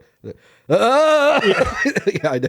Dude, it's kind of dumb. I mean, there's just stuff like that I feel like it's whatever. Roger Ebert said it was style over substance, flawed yet entertaining. He's right. There you have it. He's right. And what I just said is more proof of what he said. It's more of a classic to a lot of people in a meme kind of way. Rather than it being a great film, it's just a very entertaining film. And there's nothing wrong with what I'm saying. It doesn't have to, Lost Boys should not be high art. But he's absolutely right. I mean, we kind of embrace the stuff in this movie because it's corny, but we love it. Oh, it's horny. It's definitely horny. Yeah, I'm with you. I mean, Kiefer makes me horny. But despite its flaws, it is an iconic film. It pretty much like it's permeated a lot. It's permeated pop culture. Everybody knows it. Saxophone guy, everybody knows him. Lost Boys, The Tribe, and Lost Boys, The Thirst are the two follow-ups that were both direct-to-video starring Feldman only. You didn't even have to confirm that Feldman was in the third one. I picked that up just by it existing. Yep. But then after this, Joel Schumacher, dare I say prolific director? I mean, Flatliners, Falling Down, Batman Forever, A Time to Kill, 8mm, Phone Booth. The dude's made 2 good movies. Rest in peace. Oh shit, Schumacher's dead? Yeah, dude, he's been dead. I forgot. He's been dead. Rest in peace. Stop walking on his grave, Russ. No, now I feel bad. But Falling Down, Lost Boys. Dude, Falling Down's fire. Falling Down, Lost Boys. Everything else is mid at best. Okay, well, it's finally coming out in 4K. Just to speak on the release for a second. Pretty lousy looking releases. I don't know anything about the transfer at the time. Considering the fandom, again, it's just getting crapped out with old features and bad art, which kind of sucks, and the premium editions are sold out. But will we ever, Russ, get a proper release of The Lost Boys? Yes. Like I said, I have a sneaking suspicion that Arrow, the U.S. is going to get it next. There's just something about this that smells like True Romance to me. Okay. All that money they made within a second, you think they're going to give that up? They want more. They're coming back. They're going to find more. 40th anniversary. And they're going to find more in the warehouse. It's going to be one of these situations. They're not going to give that up. And the American release will be right around the corner so that the people in Europe can import from us. Got it. Well, another movie that's coming out that same day, another classic that I feel like is getting a little bit of shaky treatment as well. One that I think you've got some strong opinions about and I'd like to talk through is Poltergeist. Also coming out September 20th on 4K from Warner Brothers in a regular, a steelbook, and an ultimate collector's edition. It's celebrating its 40th anniversary. I did go with the Zavi version just because it's got the original box art on it in a sturdier case and not some of these other ones. So that's what I ended up going with. Now, I know a lot of the contention with this movie, and I'd like to talk about the release a little bit, but mainly we're here to talk about the movie, its history, what we like, what we don't. But it came out in 1982. Tobe Hooper, the director, but most likely Steven Spielberg. And the little bit of history that before we kind of really dive in, is that so Steven Spielberg was preparing for E.T. He was working with Tobe Hooper on a sort of ghost story idea that was supposed to follow up Close Encounter of a Third Kind. It was called Night Skies. It was supposed to be like a horror ghost story kind of thing. And that was kind of like the initial kickoff. But did that end up becoming Life Force? I don't know. Did it? Is that the time to that? No, it's not. Sounds like it could be. It sounds like that could have led to the idea of what Life Force is. Maybe it was like discarded and someone picked it up. But Spielberg was contractually obligated to not, or he was contractually unable to direct 2 films at the same time. The Directors Guild. Right. So Toby takes the reins. Spielberg, although heavily involved, but we'll talk more about that in a second. Now, the movie stars Craig T. Nelson, Jo Beth Williams, and R.I.P. Heather O'Rourke, about a suburban family whose home is invaded by malevolent ghosts. Let's get all the RIPs out of the way. There's a lot of RIPs. Jesus Christ. 8th highest grossing film of 1982. So number 8. You want to go? I'll tell you 7 through 1. Here we go. Ready? Here goes what's before. I'll tell you which ones are better than Poltergeist. Okay, here we go. 48 Hours. Number 7. Better than Poltergeist. Star Trek 2. Never saw it. Porky's. Rocky 3. Equal to Poltergeist. Okay. Rocky 3. Poltergeist is better. An Officer and a Gentleman. Never saw it, but Poltergeist is better. Coming in at number 2, Tootsie. Tootsie's better. Coming in at number 1, E.T. For that year, which grossed $359 million compared to Poltergeist's $76. I'll get killed for this, but in my eyes, E.T. is equal to Poltergeist. Okay. 1982, known as the Spielberg Summer. As a result of that, it's since been recognized as a horror classic, spawning 2 sequels and a remake, and now it's been reduced to showing Craig T. Nelson's ass on its 40th anniversary 4K release.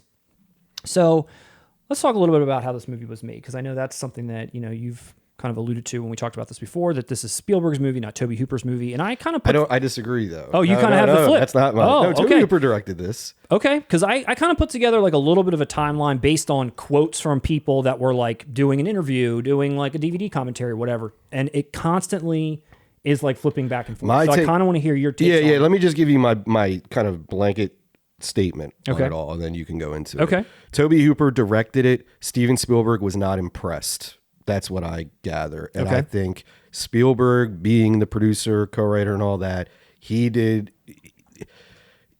was tapping him on the shoulder. Yeah. I feel like he pieced it together. He made it a Spielberg movie, but Tobe Hooper directed it. Mm-hmm. You know what I mean? I don't think Spielberg was there literally every moment on set shooting and all that, but I think he was there for majority. And I think he, like I said, held his hand a little. I think Tobe Hooper was a journeyman director on this, essentially. Gotcha. It's too much. It feels too Spielberg. Yeah. Like way too much Spielberg. Like, and that's not a bad thing. I'm just saying. It was collaborative, hopefully. But I feel if it was collaborative, there's one dude, it's 75-25. Yeah. Yeah.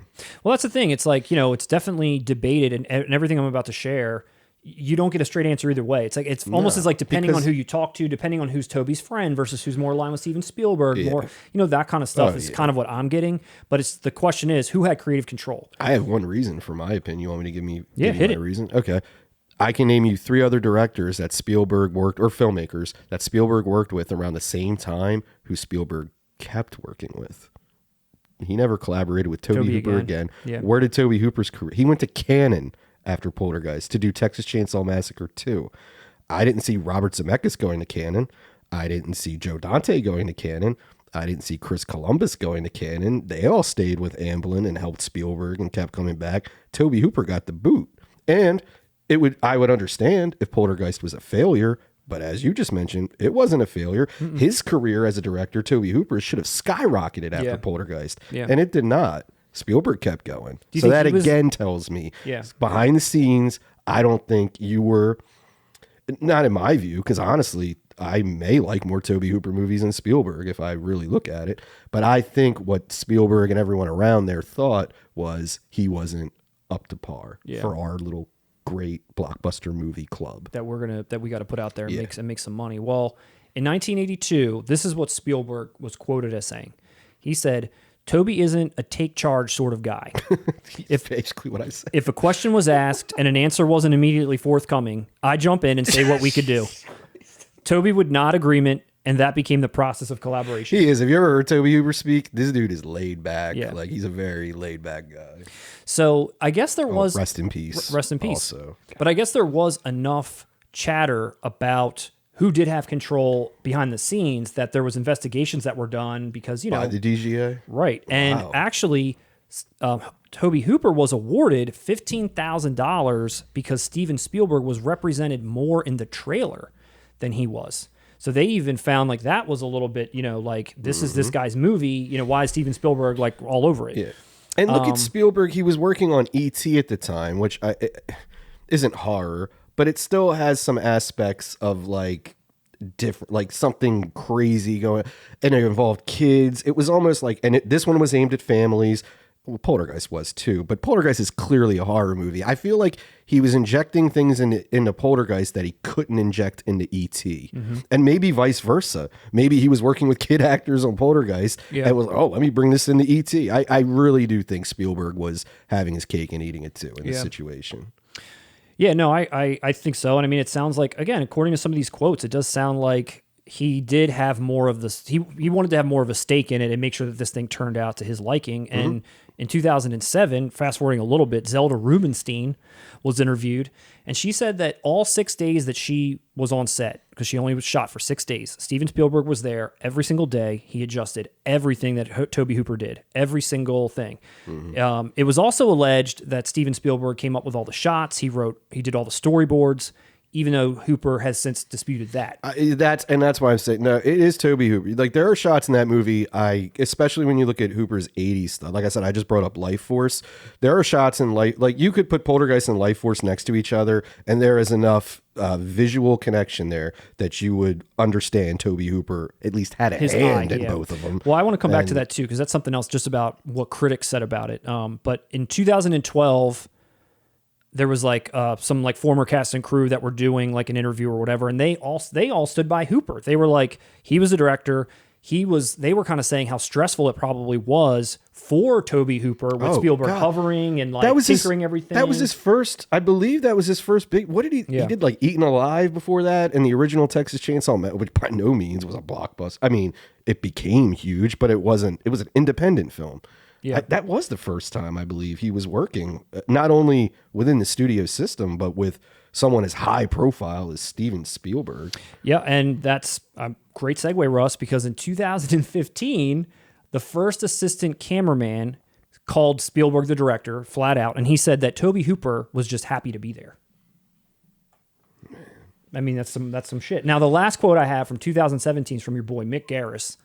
Mick Garris says that Tobe Hooper was the director. He's the one that called action and cut. He's the one that developed the shots and all the sequences, and he should be the one that has all the credit. So I don't have anything further, but there's just so much back and forth. Hold on. I don't know, because I don't know how familiar with Mick Garris you are. He's a liar. No, he is. No, he is the perfect example of what you just described. If you're more of a Tobe Hooper guy, you're going to say that. If you're more, I guarantee you, he is a Tobe Hooper guy. This is the same. Mick Garris is the same man who said that Kubrick's Shining sucked compared to the book, and then he went and did the fucking miniseries and proved that he was completely wrong. Bullshit. Yeah. You know what I mean? Yeah.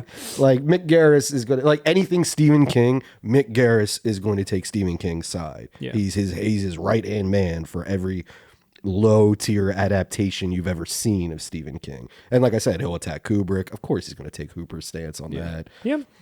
But yeah, don't trust Mick Garris. Don't trust Mick Garris. But the debate does rage on. The debate rages on. I mean, I don't know. Like, I think, again, some of the critics, when this came out, they kind of made a comment like, it looks like two people made this movie. You said, there's like scenes that look like this guy. There's scenes that look like this guy. It's a little patchwork kind of looking. And but like I said, ultimately it falls more on the Spielberg side, though, for me. Yeah. So let's talk just for a second then about... Everything all right? Everyone okay up there? Is our crew okay? Light guy, you all right? Light guy fell over. Sorry. I'm getting the thumbs up. We can keep going. We can keep going.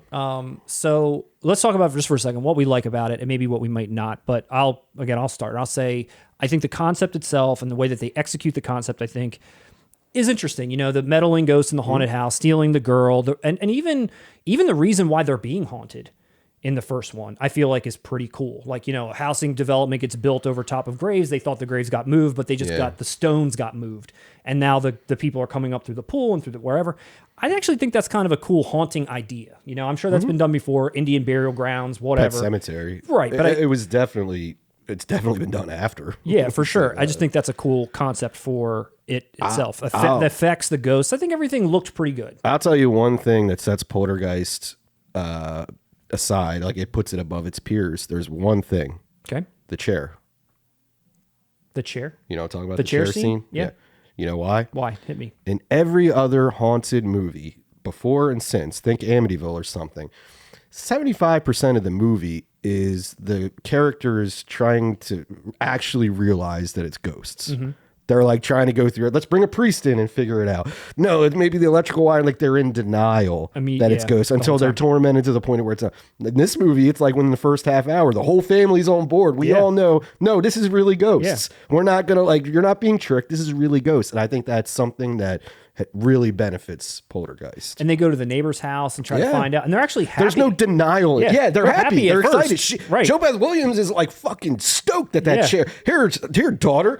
We're messing with forces we don't know. Here, sit down and you try. Who would do that? Yeah. That's what I mean. And I think that's something that always set Poltergeist apart and makes it great is that there's no kind of questioning of what it is. It's like, no, we know it right. Yeah, we know it right away. Yeah, you're haunted, you know? Yeah. And speaking of just the family themselves, I think that's another high point. I think the family's wholesome, likable. You're worried about them. Oh my God. Craig T. Nelson looks great in jeans. No, I mean, jokes about him aside, dude. I completely believe he would be married to Jo Beth Williams. Oh, yeah, like, the whole Jesus family dynamic Christ, was great. They feel like they're in love. Like, that is great acting. Yeah. I'd buy them as a couple and a family. Holy, no doubt in my mind. It was great. Yeah. Heather O'Rourke, great. I mean, the little boy was a little, he was okay. A little annoying, maybe. But Craig T. Nelson, Jo Beth Williams, the whole family. Like I said, you just care about whether or not they're going to make it or not. I mean, I think that was just a good element. You had to have a family like that so that you're invested more into this I feel like it has two endings. That kind of bugged me. I felt like it could have been wrapped up. I feel like it kind of like Django Unchained. I feel like there's a resolution and then it's like, oh, we got 20 more minutes to set up another resolution. Yeah. You ever felt that way about it? What, in terms of like the house, like closing on well, they itself, get away. and then they get Remember? away. Yeah. They move away and then it's like, well, let's come back. It's like, man, we could have wrapped this. This should have been one climax, I feel like. Yeah. But that's a minor gripe. What about just the horror itself, like the horror aspects of it? Damn good, especially for a film that's rated PG. Well, I'm glad you said that, Russ. That fucking face ripping sequence, holy shit. Yeah, it was rated R. And then Steven Spielberg and Tobe Hooper like appealed it and got the PG, but and Spielberg's the only person who will get away with that shit. That. Yeah, I mean, the clown, the tree, the hallway ghost, the face ripping thing, the skeletons in the pool, like all that stuff is like pretty terrifying. Real corpses, real skeletons. Jo Beth Williams, trooper, took one for the team. Unknowingly. And then lastly, one thing I'll also add is just the score. Coming from the icon himself, an iconic score, Jerry Goldsmith, Russ. The icon himself. I'm having trouble even remembering the score right now, so I don't know if it's iconic. What is it? Do you need me to say like, it's like if it's iconic, you should be able to hum it and I'll recognize it. It goes. Well, now I'm not going to sing it into the microphone here. Let me. Why? Nobody cares. Nobody's listening. I can hear it in my head, but I can't produce it. Dotson, we got Dotson. We got Dotson here. Nobody cares, man. You want me to here? It'd be hilarious if all of a sudden I hear, "Thou shalt not cry, little sister." I can't. Oh wait, here it is. I always picture Randy Newman singing that. Oh, okay. I wouldn't call that iconic. Jerry It's a great Goldsmith. score. Jerry Goldsmith's the icon. It's a great score. Any other gripes you have? One thing I notice in this, I love, and Nightmare on Elm Street is the only other movie I can think of, but I love that gray hair thing. Oh yeah, where she's screaming and it like happens. Yeah. Like, is that factual? Like when you, I don't know it, if it's instant, but I've seen it presented in films a lot, and I've never heard of anyone of like immense stress causing gray hair that quick. But like Nightmare on Elm Street, Poltergeist, I always thought that was interesting. Well, just to conclude, put a little wrapper, little bow on this review, just to say that after this, obviously it was a hit. Obviously Steven Spielberg, did a great job with this. Him and Tobe Hooper, they knocked it out of the park, and everyone loved it. 4 years later, he didn't even get Tobe Hooper back for the sequel. Nope, The Other Side is the sequel. And this time, I'm going to say I did not like the sequel. And one of the reasons I also don't like it is how they kind of changed the story a little bit. Like they kind of retcon it a little bit, where this Henry Kane guy, who's like the cult leader or whatever, he's the reason for the ghosts, not the whole we got moved onto a cemetery thing. He was below the cemetery and he's haunting them. It's like, now I just feel like why are they changing the story around to fit this new mysterious villain, whatever? But I don't know. I didn't really like it. I didn't care for it. Then, of course, 1988, your favorite, Poltergeist 3. It arrived with Tom Skerritt and Nancy Allen. Nancy F. Allen. And Lara Flynn Boyle. Lara Flynn Boyle. Location different, cast different. Yeah. Well, like I said, two things.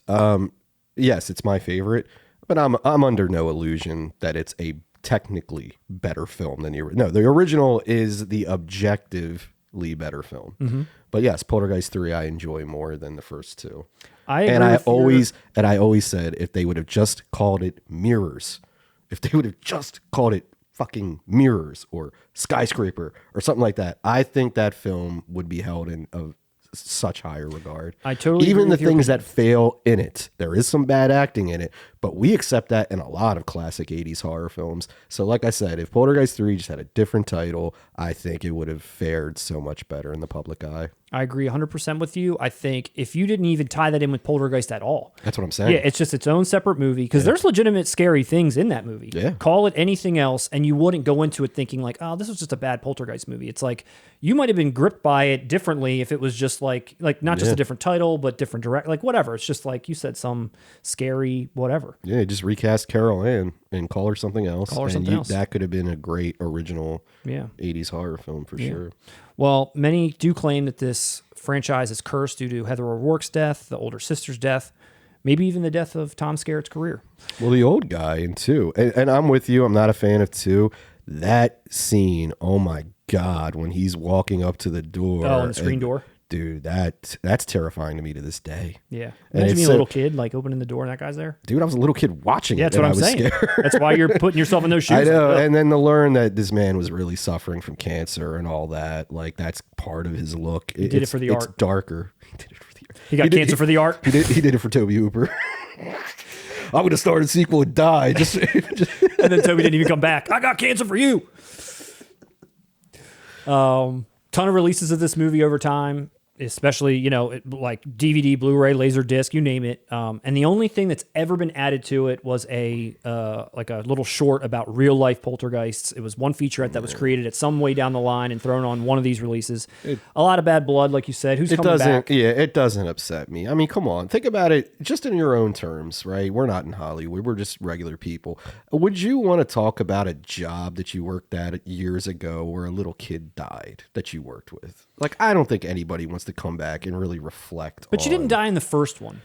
Still, though, I don't mean, know. well, the older actress did, the older sister did. But let me it's just like throw there's this at so you. much shit there. It's like why? Well, let me throw this at you. You see all these things that Arrow's putting out, and it's like, not the director for the commentary, not the cast for the commentary. It's like film historian XYZ that wrote the book on some dumb shit. It's like, get someone like that back. Like, just give me something. Put this segment on the release. Exactly. Bundle it up. Actually, rip this off of YouTube and play it when you show your Poltergeist. But you're completely right. I wasn't thinking about that. I mean, just give me half the time nowadays. I'm looking at these comments. I don't know who these people are. I don't care. I don't know their credentials. It could be just any random person. Some random film historian. What the fuck? I'm a film historian. It doesn't mean shit. The rando that wrote the unauthorized biography of such and such story, the history. It's like, just bring them back. Who cares? Like, give me some behind the scenes anything. But they've done nothing, and this is its 40th anniversary again. But like I said, I understand that. And before, it's not just like any other tragedy. This is like children dying. I understand. Like I don't. Out September 20th. That was great. So Russ, another movie that's out in 4K this week, or is it next week actually? Yes, next week. September 26th on 4K Ultra HD from our friends at Zavvi. And this is actually a release that was sort of tied in with people from Everything Blue that we used to know. They've commented on our page before. They put out a lot of really great stuff. Mainly, people know them from their interactions with us. But now they're... Of course. Of course. Now, they had a really great company. They put a lot of really great releases out, kind of went into hiding. Now they're back working with Zavvi, and this is the very first release that they are putting out together, and that's First Blood. But as it's known here, Rambo First Blood. As it's known here. As it's known here and on their release. Wasn't it just First Blood? Yeah, that's why I was... That's what I'm saying. As it's known here in this release. It's on known the box, it actually says Yes. Rambo First Blood. That probably would make some purists mad. Yeah, so it's known here as Rambo First Blood, although this is First Blood. And Zavvi's putting out, again, in conjunction with Everything Blue, a few incredible-looking releases. It's a Studio Canal transfer, which has come out before. This was released in the UK in 2018. And as well as in the US from Lionsgate. This transfer looks stellar. There's plenty of reviews out there that you can already read. So from a disc perspective, it looks great. But we're here to talk about the movie. And so this movie, Rambo First Blood, or back then as it was known as just First Blood, debuted in 1982, the year of our birth. Yes. And that was, it came from a 1972 novel, which was, and I don't know the author's name, but the movie itself was directed by a guy named Ted Kotcheff? I'm not sure if I'm pronouncing that correctly. It's pronounced both. Kotcheff. And I guess he had a lot of like movie credits in the 60s, like directing. The only thing that I know him from that he did after this was Weekend at Bernie's. quite the turn. I mean, wow, like, literally quite the turn. Yeah. He followed this up with a bona fide masterpiece. I don't know that he followed it up, but it was like a few years down the line, he did Weekend at Bernie's. There isn't a single other movie that he directed that because I I'm not going to recognized. lie, Stallone has a reputation for being very hands-on. Yes. So I just assumed he ghost directed this movie and hired somebody that he could bully. But if he directed Weekend at Bernie's, then he is just actually a genius. Yeah, and Stallone also had a hand in Weekend at Bernie's. I'm not being sarcastic. He touched either. this man's career. Weekend Ted at Bernie's. Kotcheff. Dude, Weekend at Bernie's is a fucking... I haven't seen it in a long time. It's a great film. Sly did have a writing credit on this, as you mentioned. And there's a long history with him in this movie, which we'll talk about in a second. But just for people that might not know, or people that know the name Rambo and see all the, super action level spectacle that sometimes comes along with that name, this one is about a Vietnam veteran returns to town, and through a series of events has to survive a manhunt by police, essentially. Yeah. And I'll just say a series of events. And he's stuck in like the rural woods setting up booby traps. It's basically Home Alone. Yeah, Home Alone, booty traps, like Goonies, but featuring Sylvester. And so it stars him, Brian Dennehy as the villain, and then Richard Crenna as the captain. Troutman was his former like lieutenant in the Vietnam War. As he says in the movie, he doesn't come to save the town. Or no, he didn't come to save Rambo. He came to save the town from Rambo. He's a one-man army. He is.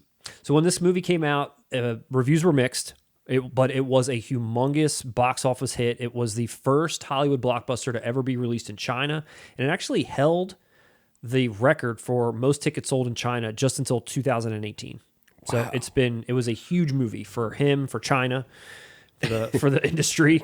Wow. This movie spawned 4 sequels, video games, comic book series, animated series, lunchboxes, and an Indian remake.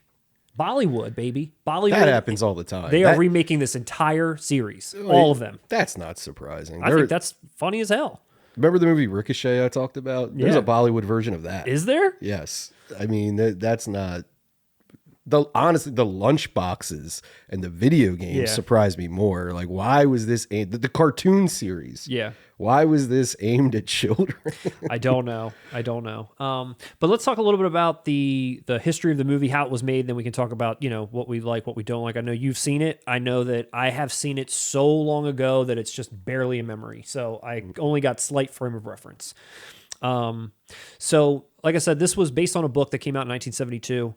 The movie rights were bought that year, and it took 10 years to get this thing made. It went through a lot of different hands, and usually, it was someone that had all these different, a lot of different takes for the source material. But then when Stallone got his hands on it, he sort of made a little bit of a twist to it where he wanted to make Rambo more of a sympathetic character, whereas in the book, he's basically killing everyone.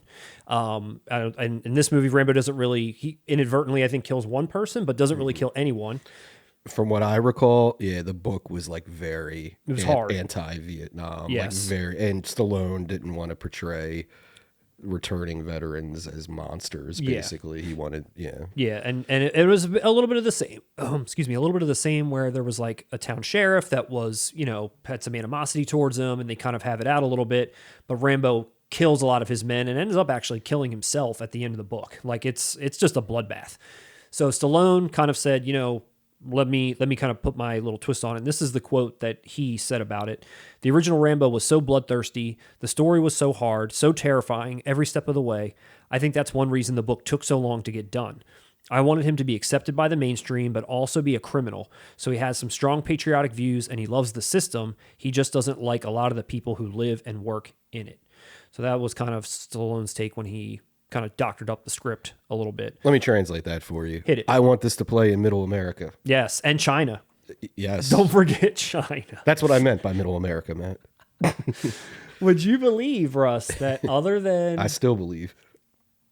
Would you... That'll make it in.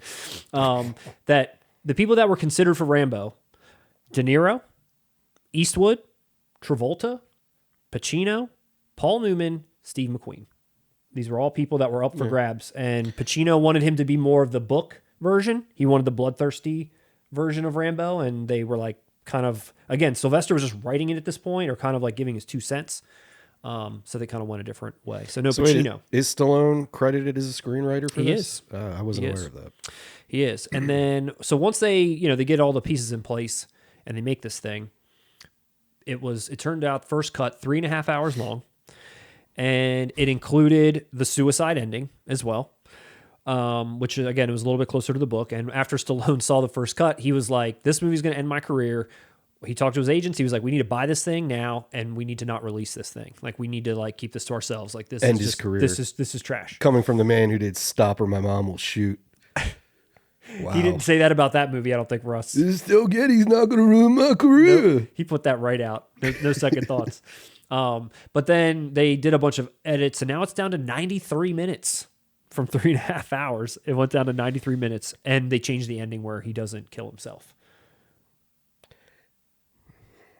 Okay. I mean, like, here's the thing. Stallone, to me, he's so like bipolar or something. Like, it's weird. Stallone to me is like a real artist trapped in a meathead's body. You know what I mean? Yeah. He's like, it's weird. He has all these great artistic tendencies. He's proven it over and over. Dude, don't forget, he wrote Rocky. Oh, yeah. And that's a classic. That's a great film. I mean, he had a hand in this. He's directed multiple things. And honestly, a lot of it's good, surprisingly. My beef with him is, though, like, why is he so commercial? It's like, you can tell he puts the business first before the art. And it's sad to me because it's like, dude, you're a great artist, actually. But he's, I don't know. And that seems like what happened here. The whole family's talented. Don't forget about Frank. But no, I agree with you. And I think even like you mentioned the Rocky part, I think not only did he write that and star in it and it got all these accolades and everything it deserved, but I think a big part of the story is how much he fought for it not to be taken and not to be like given to some other actor and not to Rocky. be, he's like, this is my movie or it's no one's movie. And like you said, I think he had a vision. It worked. Half the actors you said were up for John Rambo. They wanted for Rocky Balboa as well. Yeah. Yeah, the only one you didn't mention is Redford. Score for this movie, Jerry Gold-plated diapers. He's back. Jerry Goldsmith did this score as well. Russ, did you know that Jerry Goldsmith did the score to Link? Oh, all right. I take it. He's a legend. Dude, You're he right. is a legend. All right, he did Link. Jerry Goldsmith is a legend. He did Link. Poltergeist and Rambo. Link. Look at my his man has taste. Look at his entire filmography. This guy has done some bangers, and I just so happened to stumble upon the fact that he did Link, and I just laughed. You didn't stumble on shit. You're the biggest Jerry Goldsmith stan I've ever met in my life. I love Jerry. And I've met many. I love Jerry. He has a very dedicated fan base. If you love Jerry too, let us know below. He's no freezy. So let's talk about this a little bit. Why maybe you like it? Why I think, again, I don't have much of a recollection, but what I remember, one reason to like it is, again, it's Stallone, like you mentioned. Like this is an iconic character. It's iconic for a reason. It's much different, more somber, more I don't know, it was like stoic. I don't know what you want to call it. Like how he's portraying the character in this one versus Rambo 2 and 3. It's Stallone's Deer Hunter. Yeah, if you compare it to the next movies where he's just more the action star, this has got something to say. It's more thoughtful, maybe. Am I right? Am I wrong? Yeah, definitely.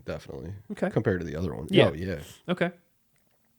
Dealing with some like PTSD, and he's fighting the cops. Like, isn't every other Rambo he's fighting like Iranian terrorists or something? But I'll say this: like, the film goes out of its way to show you that the cops are real assholes. Like, they torture him and fuck with him in the beginning when they bring him into the station and all that. Brian Dennehy. Yeah. Well, even that, I don't know. I don't remember if Brian Dennehy actually tortures him, but like everyone else in the precinct does, like the other 3 cops in this small town. They enjoyed it. They're really throwing it out there. Like, no, we don't hate the police. We just hate these police officers. Gotcha. Okay. And that's what I mean about Stallone. It's like you didn't have to. It's like man, how do I put this? It's like he's screaming to the dumbest audience member, to make sure. It's like, don't worry, I'm not denigrating police. I'm not denigrating veterans. Instead of just letting the original story that the guy wrote be what it is. Yeah. But on the flip side, Stallone's really good at doing that stuff. It's so weird. That's why I'm always torn with Stallone. Like, if anybody else did some of the things that Stallone does artistically, like the choices he makes, which in my opinion boil down to just business, I would hate them. I wouldn't be a fan. But Stallone is so good at what he does. So even when he plays the game in that way, you get you get First Blood. Yeah. And it's good. I mean, it is. It's crazy to me. And I guess like when we're just comparing the sequels here, obviously who he is and what the material is keeps getting ratcheted up to the point where he's got like a bazooka and he's like blowing shit up and he's doing all kinds of crazy covert missions. This story, I feel like it's like I mentioned, I feel like it is more, there's a little bit more substance there, but also he's trying to act. Like, I don't know that he's trying to like be an actor in Rambo 2. I think he's trying to be like a muscly, like whatever. Like here though, I think he's trying to get a point across. How do you feel like does it land? Because I remember some of the acting. It lands. Yeah. And that's kind of, if you watch the last scene of this movie when he flips out, it's a perfect example of what I'm talking about. It's almost unintentionally funny, but at the same time, it's not. Like, it works within the context, and he's great within this context. It's so strange. But even what you're talking about, the sequels, Stallone has a history of doing this anyway. He did the same thing with Rocky. The first Rocky is a great love story. Who the hell is calling Rocky 4 a love story? Yeah. You know what I mean? And like by the point he got to Rocky 4, it's just nationalistic. Yeah. It's a propaganda film, basically. Living in America. And I'm not, if you love it, you love it. I don't hate it, but it is very USA, the 80s. And he did it with this too. They're I mean, let's face it. By the time it got to Rambo 2 and all that, it's a military commercial. It's a recruitment tool. Right. No, and I think that's why, again, my recollection's fuzzy, but I always had this feeling inside when I think about this particular one that there's like a darkness to it, or there's just something to it that's not commercial. Yeah. Like this is, like there's nothing exploding every 5 seconds. No. He doesn't have a machine gun like laying waste to like everybody. Like, again, he's like having a mental breakdown like in this movie. And I'm sure there's scenes probably that they do like throwbacks to in the other ones, but I don't know. I think it's ironic to me that they show the horrors of, say, war this way in this movie, and then in every other movie, like they participate in the horrors of war. You know what I mean? Like, it's kind of like interesting how this series goes. You could lobby that at this as well, though. Yeah. It's just more subdued. Yeah. Like I said, this is the action version of Deer Hunter. Gotcha. Which it sounds baffling that like who would want that? But like I said, Stallone can pull it off. I don't know why, but he can. Well, I don't know. I think you mentioned that you remember kind of hearing like what the author's thoughts were. I know that based again on how the book was, it was much darker. Rambo was a killer. Again, he killed himself at the end, and even there was like part of it where he couldn't stop fighting because it was like the only time he felt alive was when he was fighting. So he wasn't going to drop this fight with them in the book. Is that this too a little bit, or no? It's not that. Exactly. Like on the surface, it's that. Yeah. It just doesn't, like you just said it. You said it in a more profound way than what you would probably gather from sitting through this film. Gotcha. Yeah. What do you think? What do you think is not so great about this movie? What makes it? Is there any gripes to level against it? Is there anything that to be aware of, or if I were to? I mean, because I actually would like to see this again. I mean, I feel like I should check this out. Honestly. The gripes all stem from, like I said, that kind of middling concept of like not connect. Like I said, what I always gathered about the author was that he wrote a scathing indictment on America's participation in Vietnam. And you're not going to feel that way at all after watching First Blood. And you're especially not going to feel it after watching the sequels. No. You're going to run out and join the army, Yeah. And like I said, so there's almost like this weird mixed messaging going on in First Blood, like what you just said. Right. But it's not as overt as it is in, say, 2 or 3. I never saw 3. It's weird. I mean, I can enjoy it. I disagree with it, but I can enjoy it. Mm-hmm. And like I said, Stallone is so good at walking that line. I don't know, man. Well, how's Brian Dennehy as the villain? Well, I mean, you say villain. He's all of it. His entire police force is getting murdered by this man. I don't know if he's a villain. Were they getting murdered? I thought they were just getting incapacitated. Wasn't one guy killed? He's more than one guy. Is it more than one guy killed? Yeah. I remember when I watched this movie as a kid, I was kind of confused. He lets them go in one. He lets Brian Dennehy go in one part. Yeah. So like they're like that right there. He's showing like this little humanity and respect, which, as you pointed out, the book is saying, nah, Vietnam turned you into a monster. Yeah. I don't know. I don't know what I think I just had the wrong impression of what this movie was too as a kid. I almost feel like I didn't even realize why Rambo was on the run. Because I mean, I remember the part where like they're talking and then it's like, oh, you know, get out of town. And then he's not. And then all of a sudden he's like on the run. I feel like I didn't put all the pieces together when I was a kid. So again, I feel like rewatching this, I might have a different understanding and respect for it. And as you pointed out, we were born in 82. So by the time we probably learned about Rambo in this series, the sequels already started. The animated show had already started. Yeah. So we have this idea. Hot Shots Part 2. You know, we have this idea of bombastic action, and then you watch this, and it's more of, like I said, a drama. Yeah, it is. Yeah, you're right. You know, that is strange for a kid to watch. Dude, Rambo 3 on Genesis was fire. Like when you like there turned was a Genesis game. Yeah, dude. When you like had the bow and arrow, that part where there was like a helicopter right in front of you, like and then you were like first person point of view doing like a bow and arrow shit. Oh man, that game was fire. Loved it. I had no idea that existed. Yeah, dude, it was awesome. It was awesome. So yeah, this is definitely a movie I think I would like to check out and rewatch again. But it's good, man. It's a good movie. I guess at the time, it got, like I said, it got mixed reviews, but they praised Stallone. It was a box office hit. It landed 13th of the year. And then Rambo 2 came 3 years after. And that's the one that sort of, I guess, it's the thing most people probably recognize as Rambo, like what that movie consists of. And it was the bigger hit as far as box office is concerned. Cameron was involved in it. Was he? Mm-hmm. He's like an executive, or maybe he did I think he like did some script rewrites or something, but James Cameron was involved in it. Yeah. And that's also the movie that really spawned all of the things like the animated series lunch. Like no one was making a lunchbox of this Rambo. Of First Blood, there's no First Blood lunchbox book bag for the kids. That's when Rambo 2 is when shit got real for us kids. What's even funnier, I think in Rambo 2, he's actually like helping the Taliban. Seriously, because he goes over there on the mission. Oh, there's like a thing at the end, isn't there? Like a still shot, and it says something they're still fighting to this day or some shit. Yeah, like that. well, it was because they're doing what the American government did at that time. We were providing weapons to the Taliban because we had the common enemy of the USSR at the time, and that's what Rambo's going in to do. But what we know now, years later, he's actually helping out the forces that are responsible for 9/11. Rambo 2, everyone. Thanks, Rambo. Thanks, Rambo. Jesus Christ. That was probably Cameron's idea.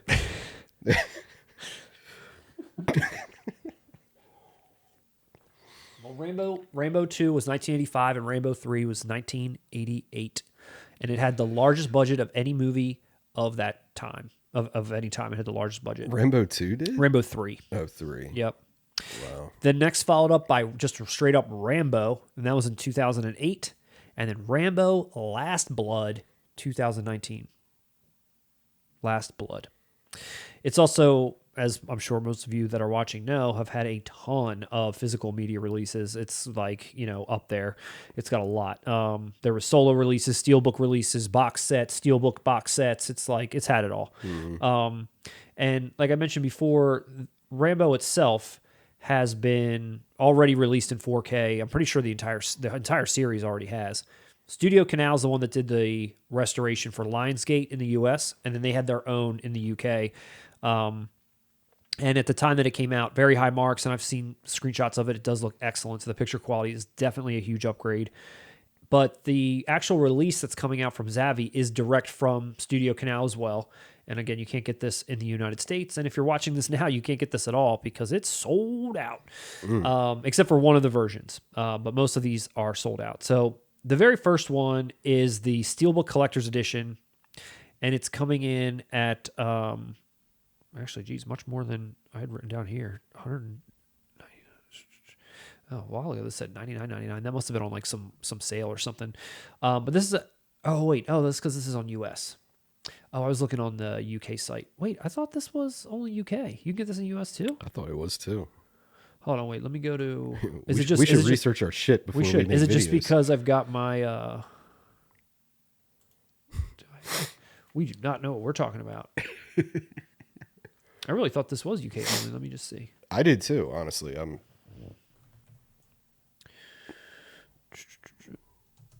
First Blood. They drew first blood. There's that one, but I guess they are in the U.S. Okay, why do they have the stickers on them then? That's weird to me.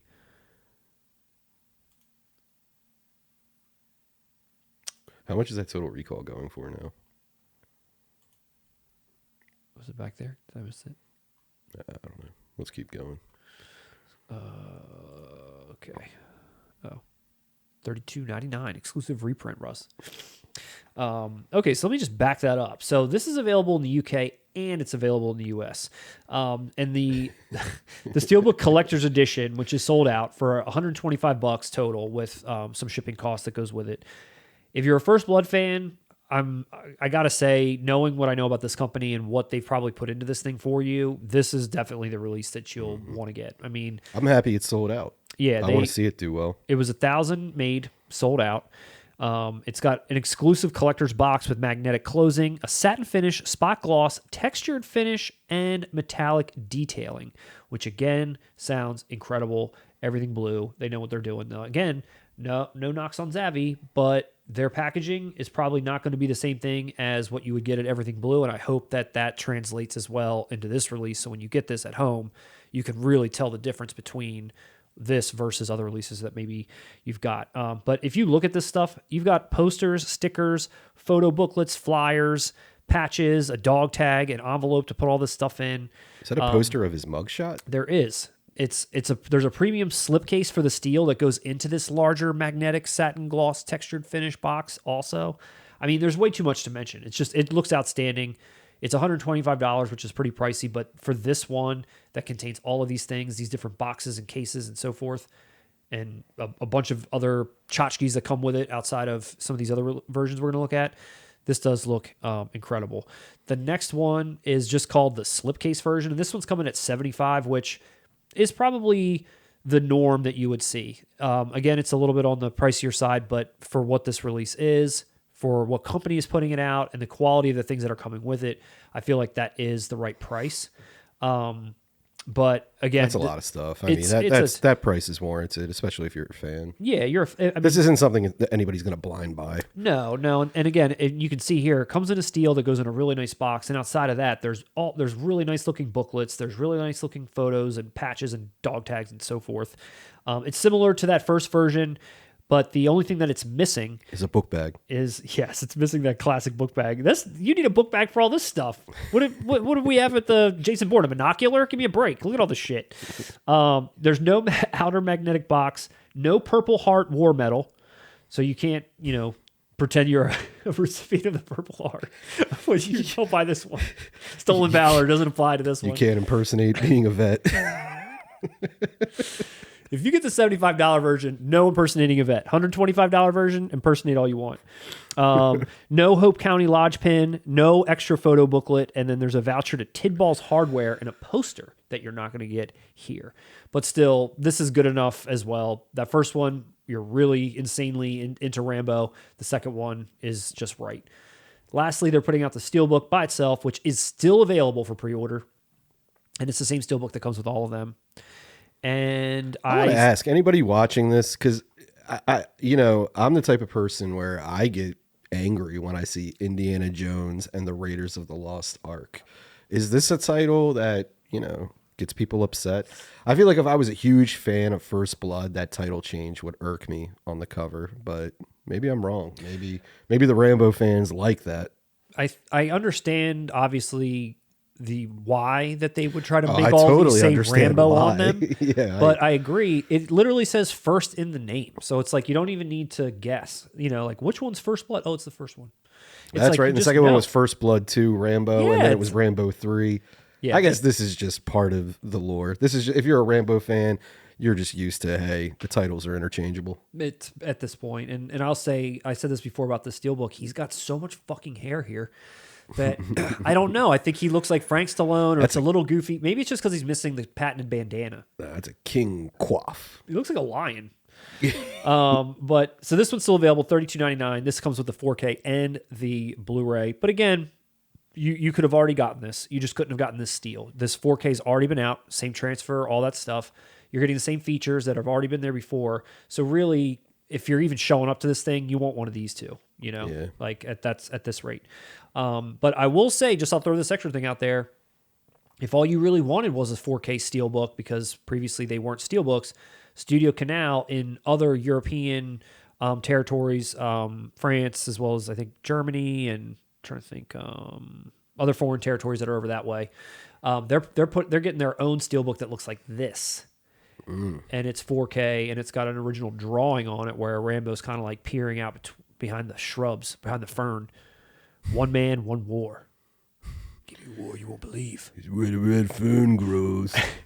But I don't know. This fern wanted a war. If all I wanted was a Steelbook, I'd probably do this one over this Blue Zavvi one. Nah, I like the blue one do better. You? I like, yeah. Okay. Man. Look at his hair. You're right. It's beautiful. It's beautiful. Look at that helmet. Well, anyway, just in closing, this is a great looking set for a groundbreaking film that broke an icon, a legend. Who doesn't know who Rambo is? Oh, fictional legend. Yeah. Broke Stallone was already a name. He was already broken. No, I mean, broke Brian Dennehy. Yeah, broke legend. Everybody talks about Dennehy. He's a household name. Just like Rocky. So where do we put as far as, I don't know, what'd you call significance? I don't know who, Rocky or Rambo. Where are we at? Who impacted Rocky. Who impacted the world more? Rocky. More people would know Rocky than Rambo. Well, maybe not China. China definitely but knows Rambo. More people. Then again, we're biased. We're outside Philly. Maybe people around us actually treat Rocky Balboa like he's a real fucking person. Dude, I feel like it could almost be equal. Could you imagine going up to someone and saying, "Who's Rocky?" They know. "Who's Rambo?" They know. Like, dude, who's not? Which one are you? You're not going to know Rambo before Rocky? You've been to Philly as a kid. We literally have a statue of Rocky Balboa. I've never seen a statue of John Rambo out in like a serious. Well, I've never seen one. Period. You haven't been to China either.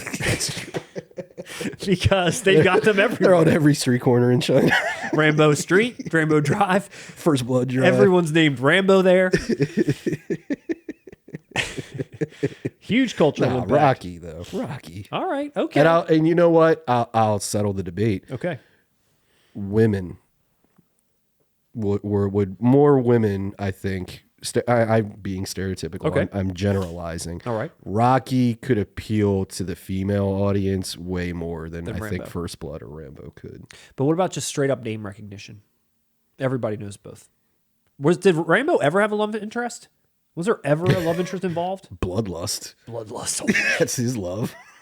Death. Well, okay. They blew up his friend, man. He's all over me. That's Russ's impression of Rambo, for those that are listening, in case you didn't pick up on that. But Rambo... It was actually Rambo. Russ isn't here. Again, awesome release. I would like to give this another chance. Maybe I'll check this out soon. I don't know that I'm going to buy a $125 Rambo set, but I'm interested in at least checking it out again. It's a great set. It's an amazing set. It really is. I want it, but you're right. I couldn't. Well, I can't have it. If it was a movie I truly loved, it's like probably a no-brainer. I mean, I would probably really $125 is a lot, but I would really consider at least this one. And I'd go 50 for it, I think. At least half or less than this. Thanks. Well, Blue. Now that we've thoroughly covered Rambo and how cheap we are, just to wrap up, Russ, it is time once again for everyone's favorite segment. What's that? A segment that has been echoed throughout the halls of history as being one of not only our fans, but YouTube's favorite, most recommended segment, and that's our recommendations of the week. Oh, I thought you were referencing Batman trailer reactions. No, our fans do love Batman trailer reactions. You guys remember those? I want to point it out. Were we not right about the Batman? I feel like that movie's already forgotten. Oh, and we're not even done the year. Yeah. I feel like I was spot on that. It didn't do much. It didn't stick into the, what do you call it? The zeitgeist. I know I've always wanted to say that word. Didn't stick into the zeitgeist. But this week we've only got one movie to recommend, just one, but it's good enough for the both of us. Yes. And it's on the heels of our recent Rambo review that we just did 10 seconds ago. We decided to go with a comedy, which we talked about ahead of time. The theme this week would be comedy. Don't forget to let us know in the comments. What would your selection be for a comedic recommendation? I know, and I could really use some because I was looking through, my shelf, and there's just not enough comedies on there. I don't know that, not that I don't like to laugh, and not that there aren't movies that I do laugh at, but I guess what I gravitate towards or what I buy is just like not comedy. There's porn. Nothing up there. A lot of porn, lots of that, a lot of steelbook porn. Hey, Stallone was in a porn. That's another tie-in. Today's Stallone Day. Stallone Day. But without further ado, shall we reveal what our comedy pick of the week is? Let's do it. Okay, let's see here. I can't wait. There she is. So, usually what, again, we try to do is shine a spotlight on something that is maybe not as well known or not as well seen. And, this is a comedy that is maybe well known and maybe well seen. I don't know. I'm not sure about this one. I don't know who out there has seen this. And if you haven't, we are now going to implore you that you must. Mm-hmm. And that is Hot Shots. I can't even say this shit with a straight face. Hot Shots. This is a fucking cover. Yeah. Hot Shots Part 2. Now, I noticed, Matt, you don't own the Criterion collection, Hot Shots Part 2. This is the standard DVD. This is just the standard DVD. I am that old school. You're right, Russ. Glad you pointed that out. This has actually never been released on Blu in America. Every country under the sun has gotten this on Blu-ray. 1, 2, the 2-pack. They've all got it. We don't have it. I've just got this awesome, and let's just get a zoom in on that cover. Awesome DVD. Now, we're not covering Hot Shots Part 1.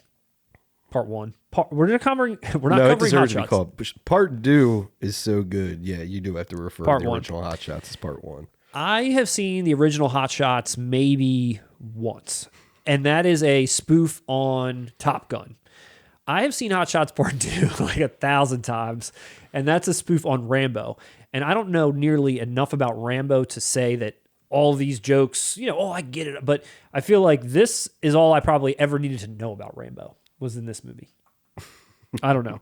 I don't know what to say. It's like the dumbest but funniest, funniest movie maybe I've ever seen. Not funniest. It's the Zaz team. Of course, it's great. Actually, dude, it's only Jerry Abrams. There is no ZZ. Wow, I didn't know that. I take it back. Take it back. Shit. And it's the same thing with Hot Shots also. So this movie came out in 1993, which, wow, when I said that out loud, I was like, damn, we were 11. I feel like I saw it in the theater. Did you really see it in the theater? No shit. I saw it on VHS or TV or something. But the original Hot Shots came out in 1991. That's just so crazy to me too. It just seems like it was later in the 90s. I don't know. I remember being a kid watching these. Yeah. So this was just Jerry Abrams directed and written with a co-writer. There was no I didn't know that. I thought involved. I thought it was all three. Yeah, and they all three did Airplane, and they all three did Naked Gun. But then not I think part 3, but they did Naked Gun 1 and 2. And I think Jerry Abrams just did Top Secret, and then Who did Ghost? That was the Zuckers.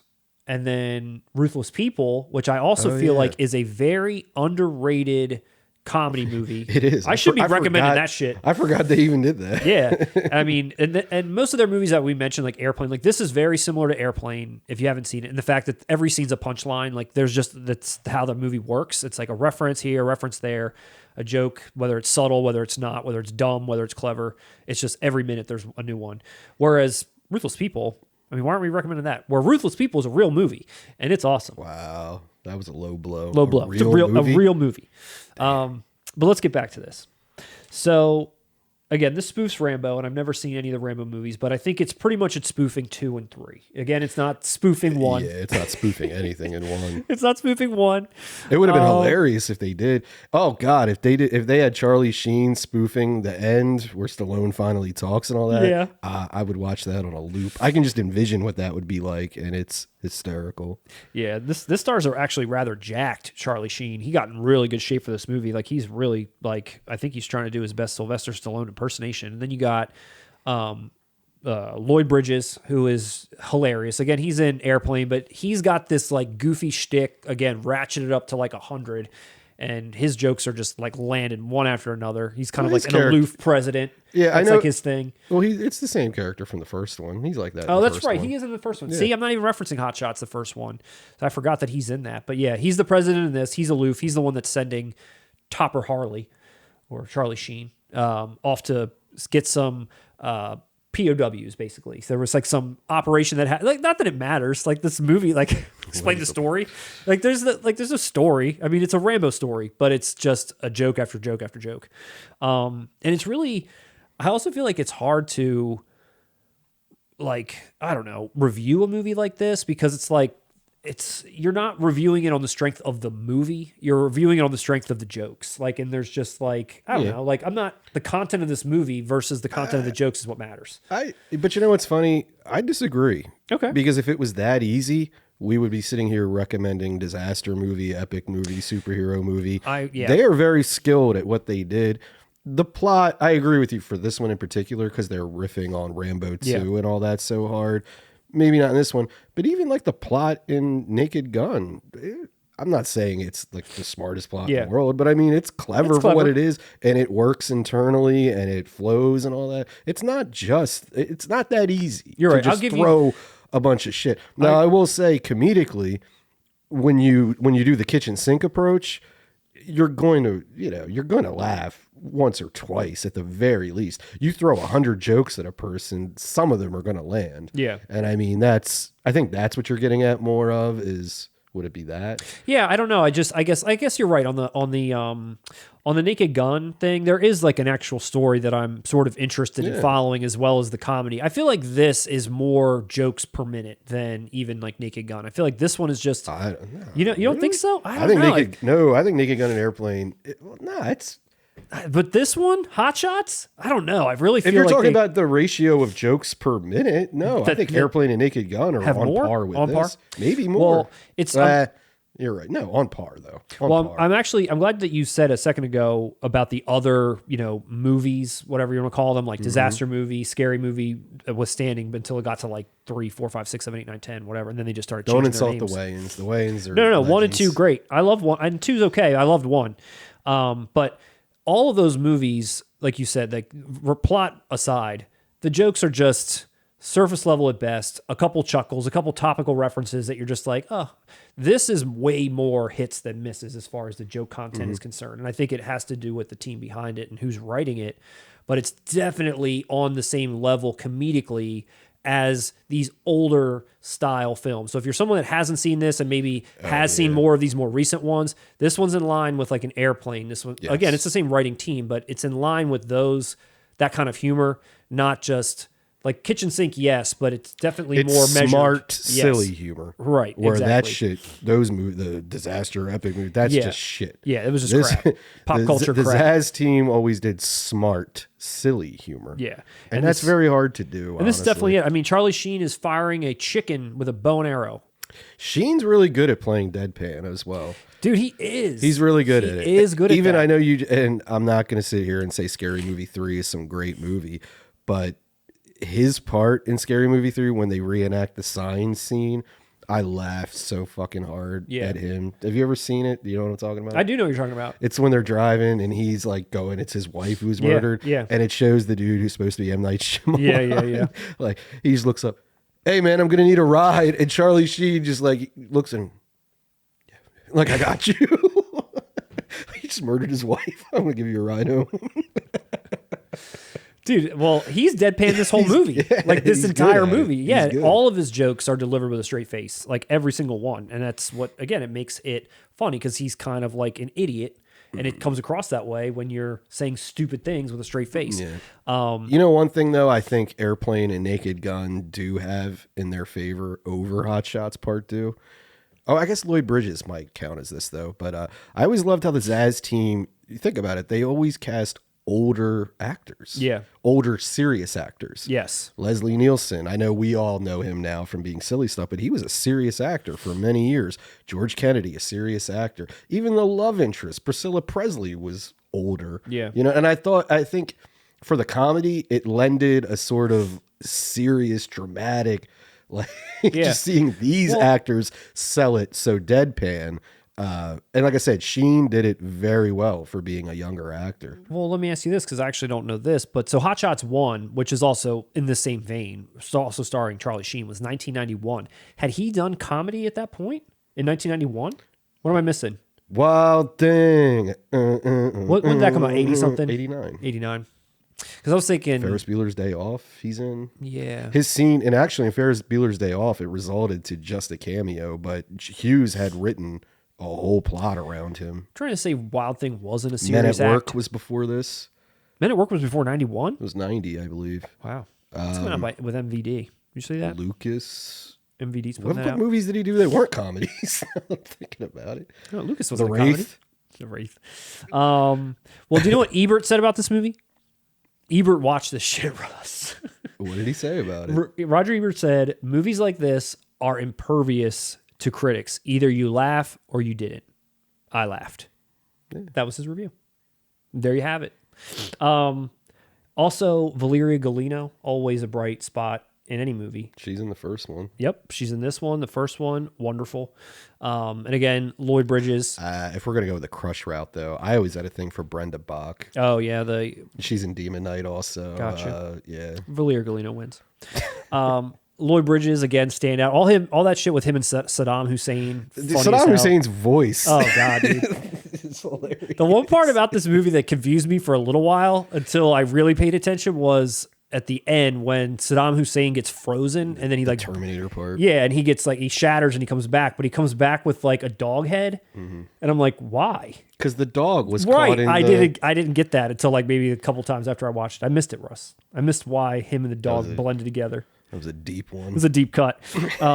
But that's actually a really good segue because this movie came out in the 90s, 93, and it's definitely a product of that. It's very much so heavily leaning into Rambo, but it's also got Terminator 2, Basic Instinct, American Gladiators. They even do Kickboxer in this. Oh yeah, In the beginning when he intro. puts his hands in the glass and then it's like it's the toppings for Sundays. It's like caramel.